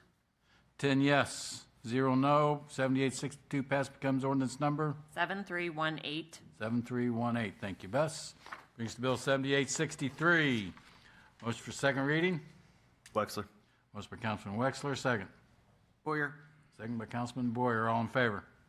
Any opposed? Mr. O'Keefe. Bill number 7863, second reading and consideration for adoption. An ordinance approving the plans for Barrington and Country Life Relief Sewer Project, declaring the project to be necessary and appropriate, authorizing acquisition of property in association therewith, and authorizing certain other actions. Thank you. Most final passage. Wexler. Motion by Councilman Wexler, second. Boyer. Second by Councilman Boyer. Questions? Comments? Cast your vote. The voting's closed. 10 yes, 0 no. 7863 passed, becomes ordinance number 7319. 7319. Thank you, Bess. Brings Bill 7864. Motion for second reading. Wilcox. Boyer. Motion by Councilman Wilcox, second by Councilman Boyer. All in favor? All in favor? There we go. Mr. O'Keefe. Bill number 7864, second reading and consideration for adoption. An ordinance to permit the property at 261 Shinstock Lane to connect to the O'Fallon water system and setting conditions relating to the same. Thank you. Most final passage. Boyer. Motion by Councilman Boyer, Wilcox. second. Second by Councilman Wilcox. Questions or comments? Cast your vote. The voting's closed. 9 yes, 1 no. 7864 passed, becomes ordinance number 7320. 7320. Thank you, Bess. Questions, comments on the committee and commission reports? We stand as read. Questions, comments on the consent calendar? Motion to approve, Costello. Second, Wexler. Motion by Costello, second by Wexler. Cast your vote. The voting's closed. 10 yes, 0 no. The consent calendar's been approved. Brings us new business. Brings Bill 7865. Motion for first reading, Mr. Costello. Second? Link. Second by Councilman Link. Councilman Costello, please present the bill. Bill number 7865, an ordinance amending Title III of the O'Fallon City Code relating to the use of bicycles, motorized and electric bicycles, and motorized play vehicles. Thank you. Brings Bill 7866. Motion for first reading. Wexler. Motion by Councilman Wexler. Second. Boyer. Second by Councilman Boyer. Councilman Wexler, please present the bill. Bill number 7866, an ordinance vacating a strip of land previously dedicated and used as a right-of-way for Stahlschmidt Road. Thank you. Questions or comments on Resolution 528, 2026B? Seeing none. Motion second to introduce. Costello. Motion by Costello, second. Wexler. Second by Councilman Wexler. All in favor? Aye. Any opposed? Mr. O'Keefe. Resolution 528, 2026B, a resolution authorizing a supplemental agreement with Keenstra Ready Mix of O'Fallon, providing for ready mix concrete supplies in an amount not to exceed $80,000. Motion for approval. Costello. Motion by Costello, second. Wexler. Second by Councilman Wexler. Council members, cast your vote. The voting's closed. 10 yes, 0 no. Resolution B has been approved. Questions or comments on Resolution C? Motion second to introduce. Costello. Motion by Costello, second. Wilcox. Second by Councilman Wilcox. All in favor? Aye. Any opposed? Mr. O'Keefe. Resolution 528, 2026C, a resolution authorizing an amendment to the agreement with the Fort Zumwalt School District, providing for school resource officers. Motion second to approve. Costello. Motion by Costello, second. Wilcox. Second by Councilman Wilcox. Cast your vote. The voting's closed. 10 yes, 0 no. Resolution C has been approved. I'd like to have a motion go to closed session. Let me get to it. Taylor, Hold on. Hold on. Here we go. 610-0211, legal action, cause of action, litigation involving public governmental body or any confidential or privileged communications between a public governmental body or its representatives and its attorneys. 610-0212, leasing, purchasing, or sale of real estate. And 610-0212, sealed bids and related documents until the bids are open, and sealed proposals and related documents or any documents related to a negotiated contract until a contract is executed or all proposals are rejected. Motion by Councilman Taylor. Second? Spencer. Who is that down there, Spencer? Second by Councilwoman Spencer. Roll call. Councilmember Taylor. Yes. Councilmember Boyer. Yes. Councilmember Cook. Yes. Councilmember Wexler. Yes.